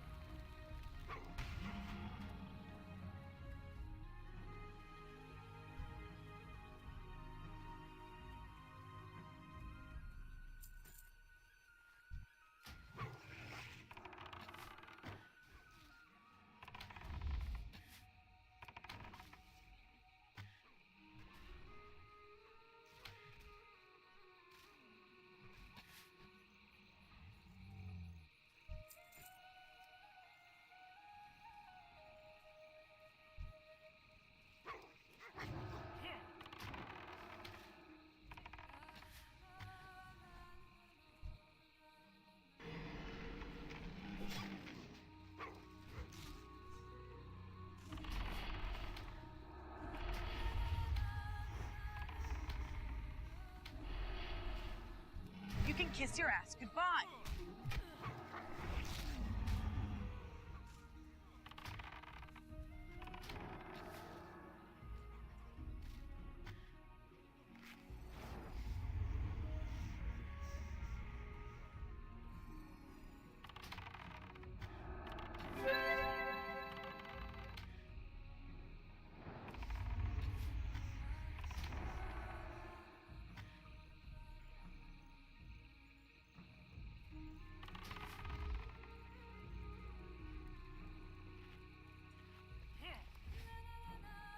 Really?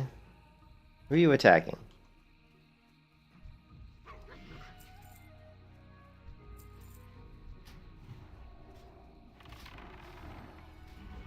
Great, I just cleansed my poison so you could throw another poison on me!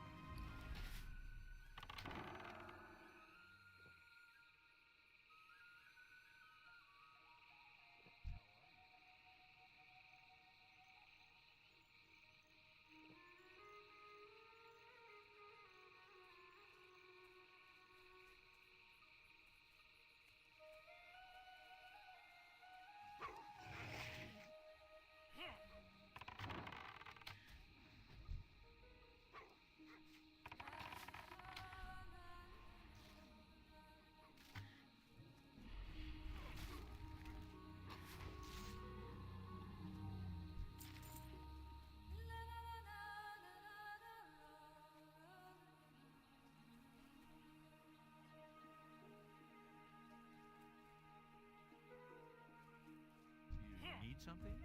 What can I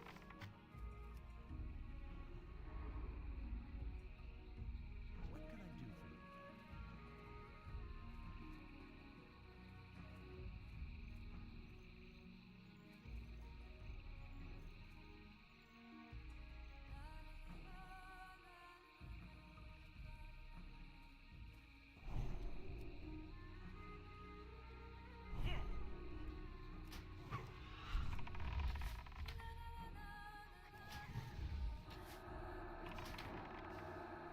God, how many are in there? Jesus.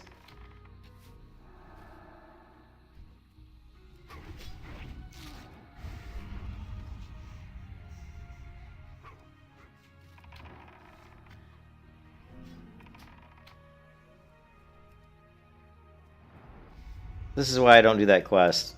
See, failed. Quest failed. You can kiss your ass goodbye. Fuckers. I hate that quest. I hate every quest that has to do with that village. Like, that fucking village just sucks. Like, everything about that village. You know, it's like, there was literally, like, one guy, and now there's, like, fucking, and I attack, what was I? Was it one guy I attacked, and all of a sudden there's, like, 6 guys on me? And apparently this guy's attacking me. You know what I mean? It's like, what the hell? Why did I get a speed increase there? That was weird. You see that? All of a sudden my character ran really fast for a second. Not sure what that was about. Weird.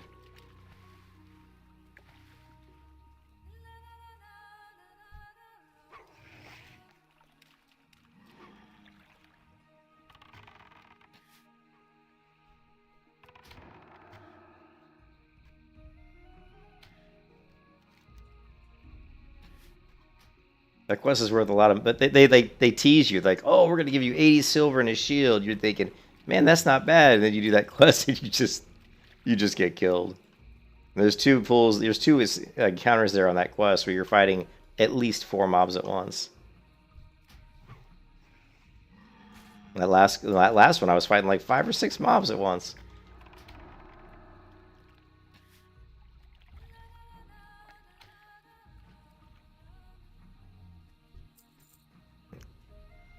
Now I'm just killing everybody. I'm just like, get out of my way. If you're in my way, I'm just gonna kill you.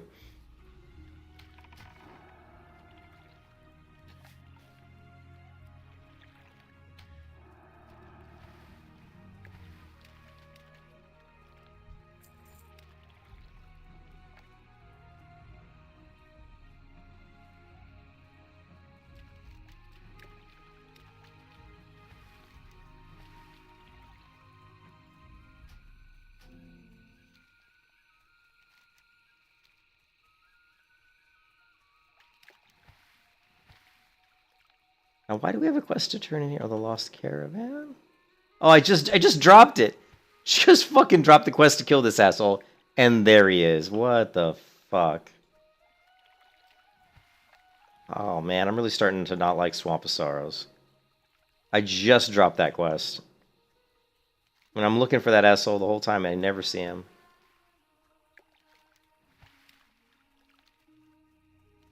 I could probably... You know what?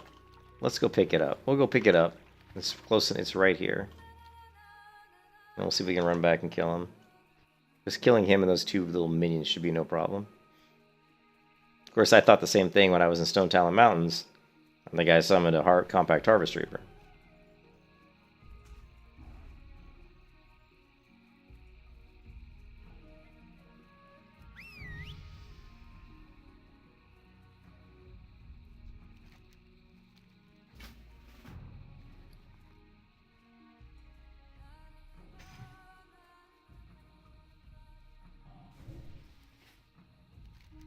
Alright, he was right over here.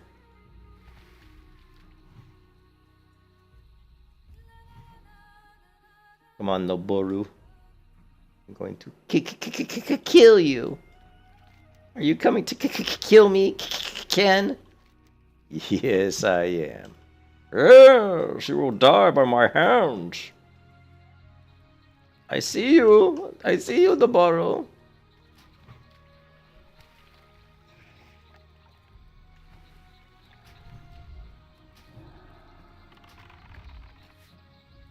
Why do I see 4? Is it 4 or is it 3? Oh, there's a jaguar.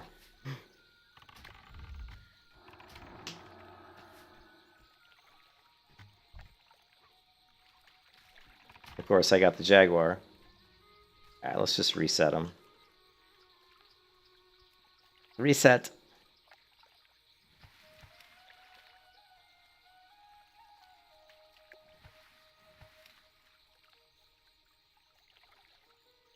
You want a piece of me? Oh, I guess not. I'm right behind you. You will not get away. Where?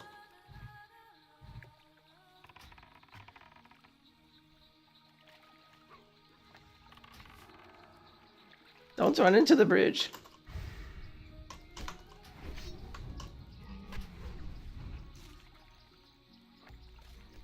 Quick, loot the corpse.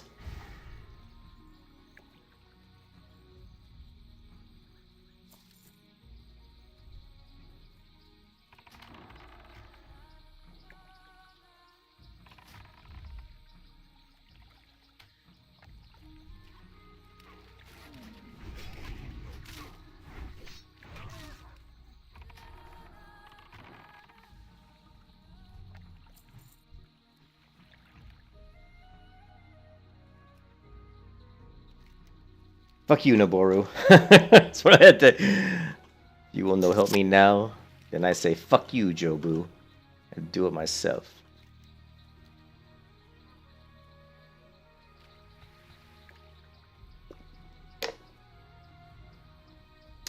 Woohoo! Level 40 incoming. Level 40. Let's sell some stuff first.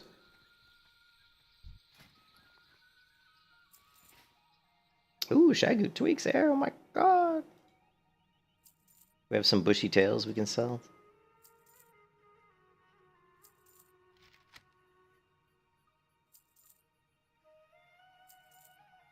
Hmm.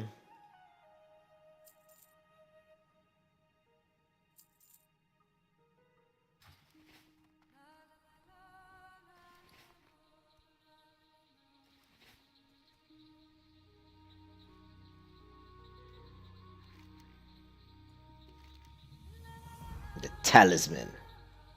What have I got? 7 stamina, 4 spirit. Oh, this is an upgrade. Look at that scepter. That is one hell of a nice offhand weapon. That's an offhand. 10 intellect. That's actually a really good offhand. But boom! Oh yeah. Level 40. Oh. No one's gonna congrats me. Oh wait, somebody did. One person did. Nobody likes me. Nobody likes me in this guild. Nobody likes me. Boop, boop.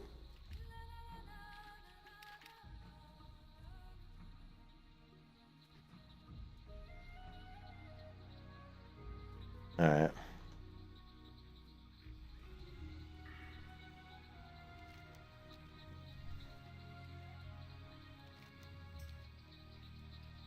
Oh, Anthenos, congrats me. Thank you. Let's see.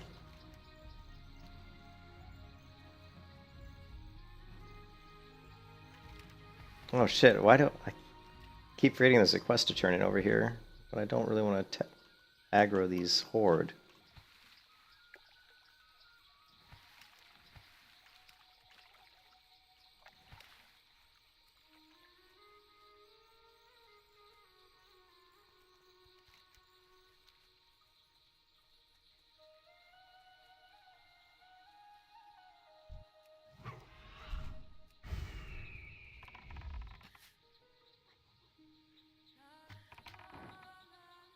Whiff.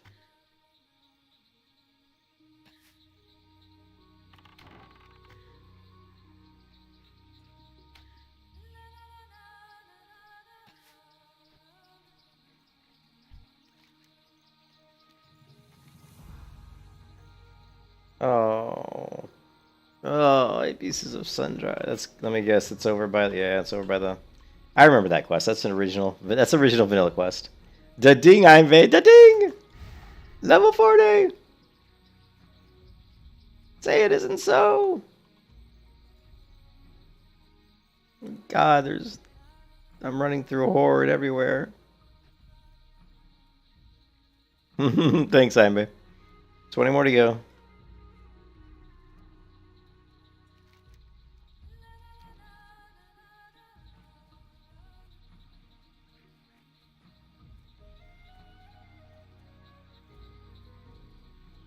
Yep, level 40. Level 40.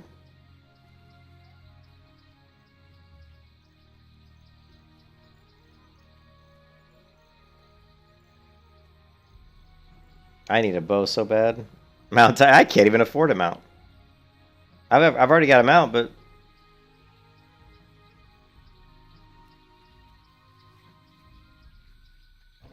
he's not very fast. You know what I mean? he is not. He's not a very fast mount. I can't afford the training.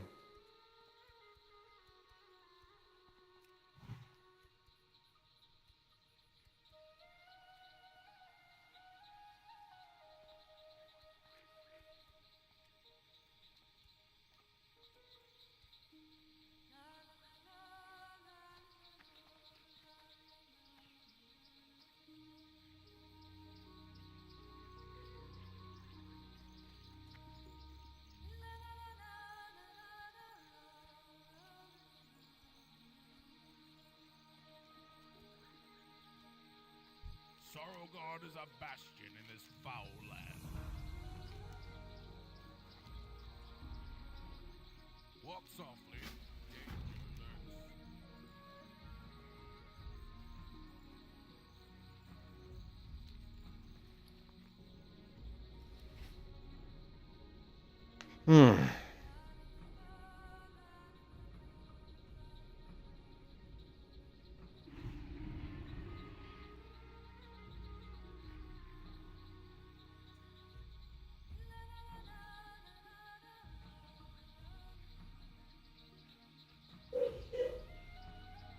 That would be fun, doing like a no pet hunter run. I'm not gonna lie, that would actually be kind of fun. It would suck until you get like a little bit, it's one of those things where it's gonna get better and better as you level up. You know. How much wood do I need? Let's just grab. I'll grab like 10, I guess. And I hate selling purple lotus, but we're not gonna need it. Oh yeah, I forgot. This is actually an upgrade. Well met.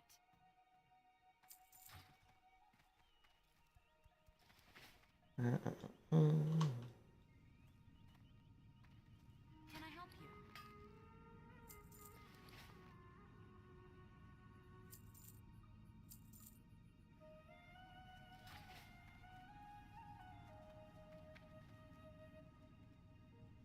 Ooh, the rest.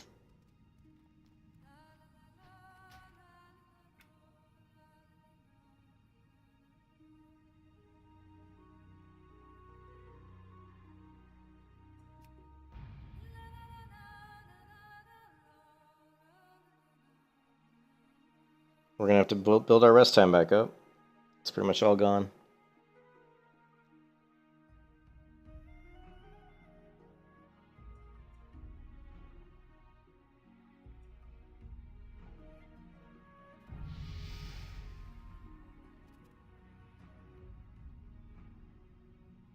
Alright, well, I'm not going to sit here under one tent when there's possibly multiple tents at Goldshire. We need to get Stormwind anyway.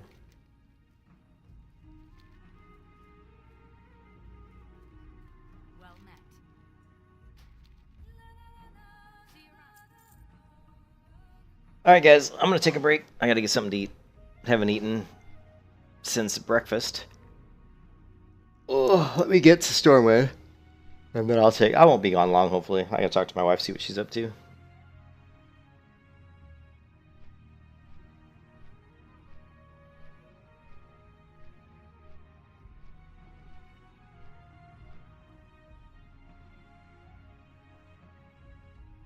wonder what if we respect now? What if we respect now?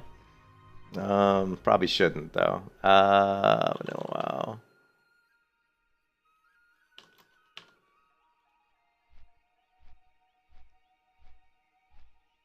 Oh, we don't. Does Turtle have the new talent calculator up?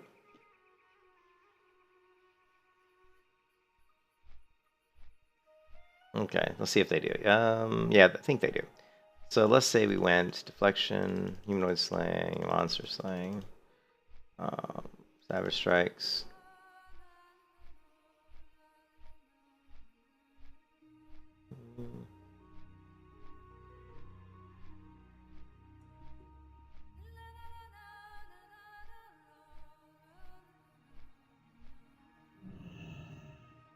That only crossed level 34.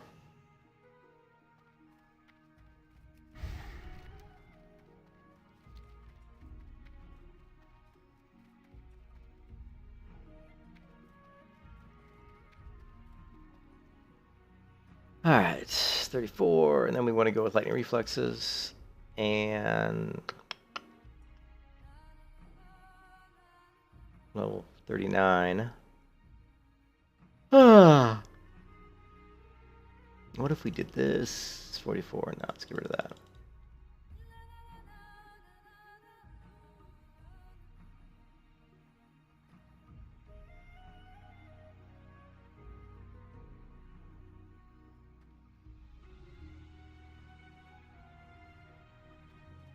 Oh, do I have like every talent in the tree? Just about. Oh wait, we don't. Let's do improve winglet. What does it? Gives you a 20% chance to immobilize the target. There you go, level 57. That's like all survival talents, right? And then of course we just go here, go lethal, efficiency. No, we don't need efficiency. Oh, we want improved aspect, yeah. And let's get rid of.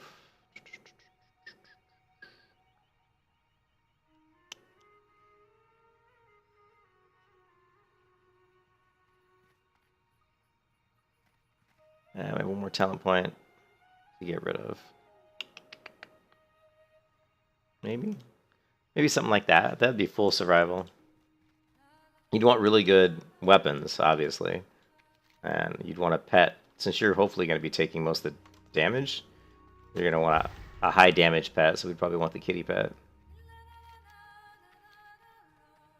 It's not going to be good. It's not going to be as good survival. I still think a pet is the safest way to get to 60. I think having a build where you're standing in front of the mob, hitting him right in the face is never going to be safer than having the pet do it for you.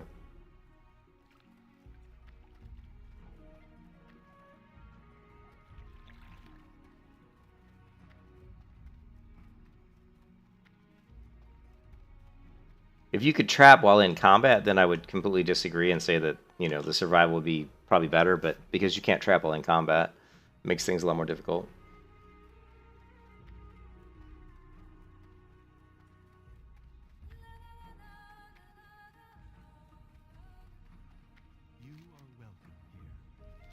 The Forgotten Tomb.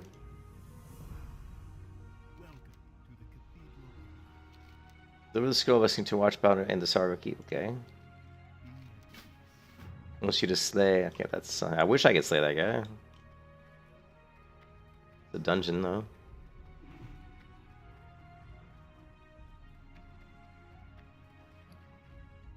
How much money? 32 gold. I wonder how much the hunter training is going to cost. God, I don't even want to know. I don't even want to know.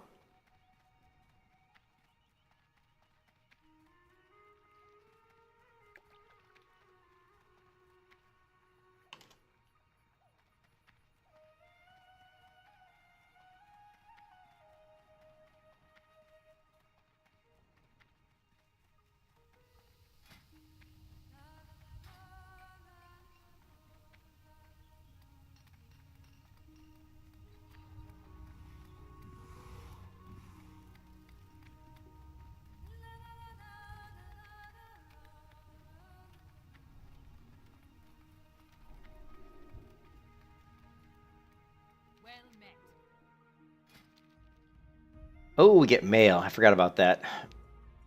We get mail. So that's one big thing. We also get volley. Oh. Alright, guys. Oh. I'll stop the stream here. I'll come back, hopefully, in a pretty quick. And keep streaming. I'll catch you guys later. Peace.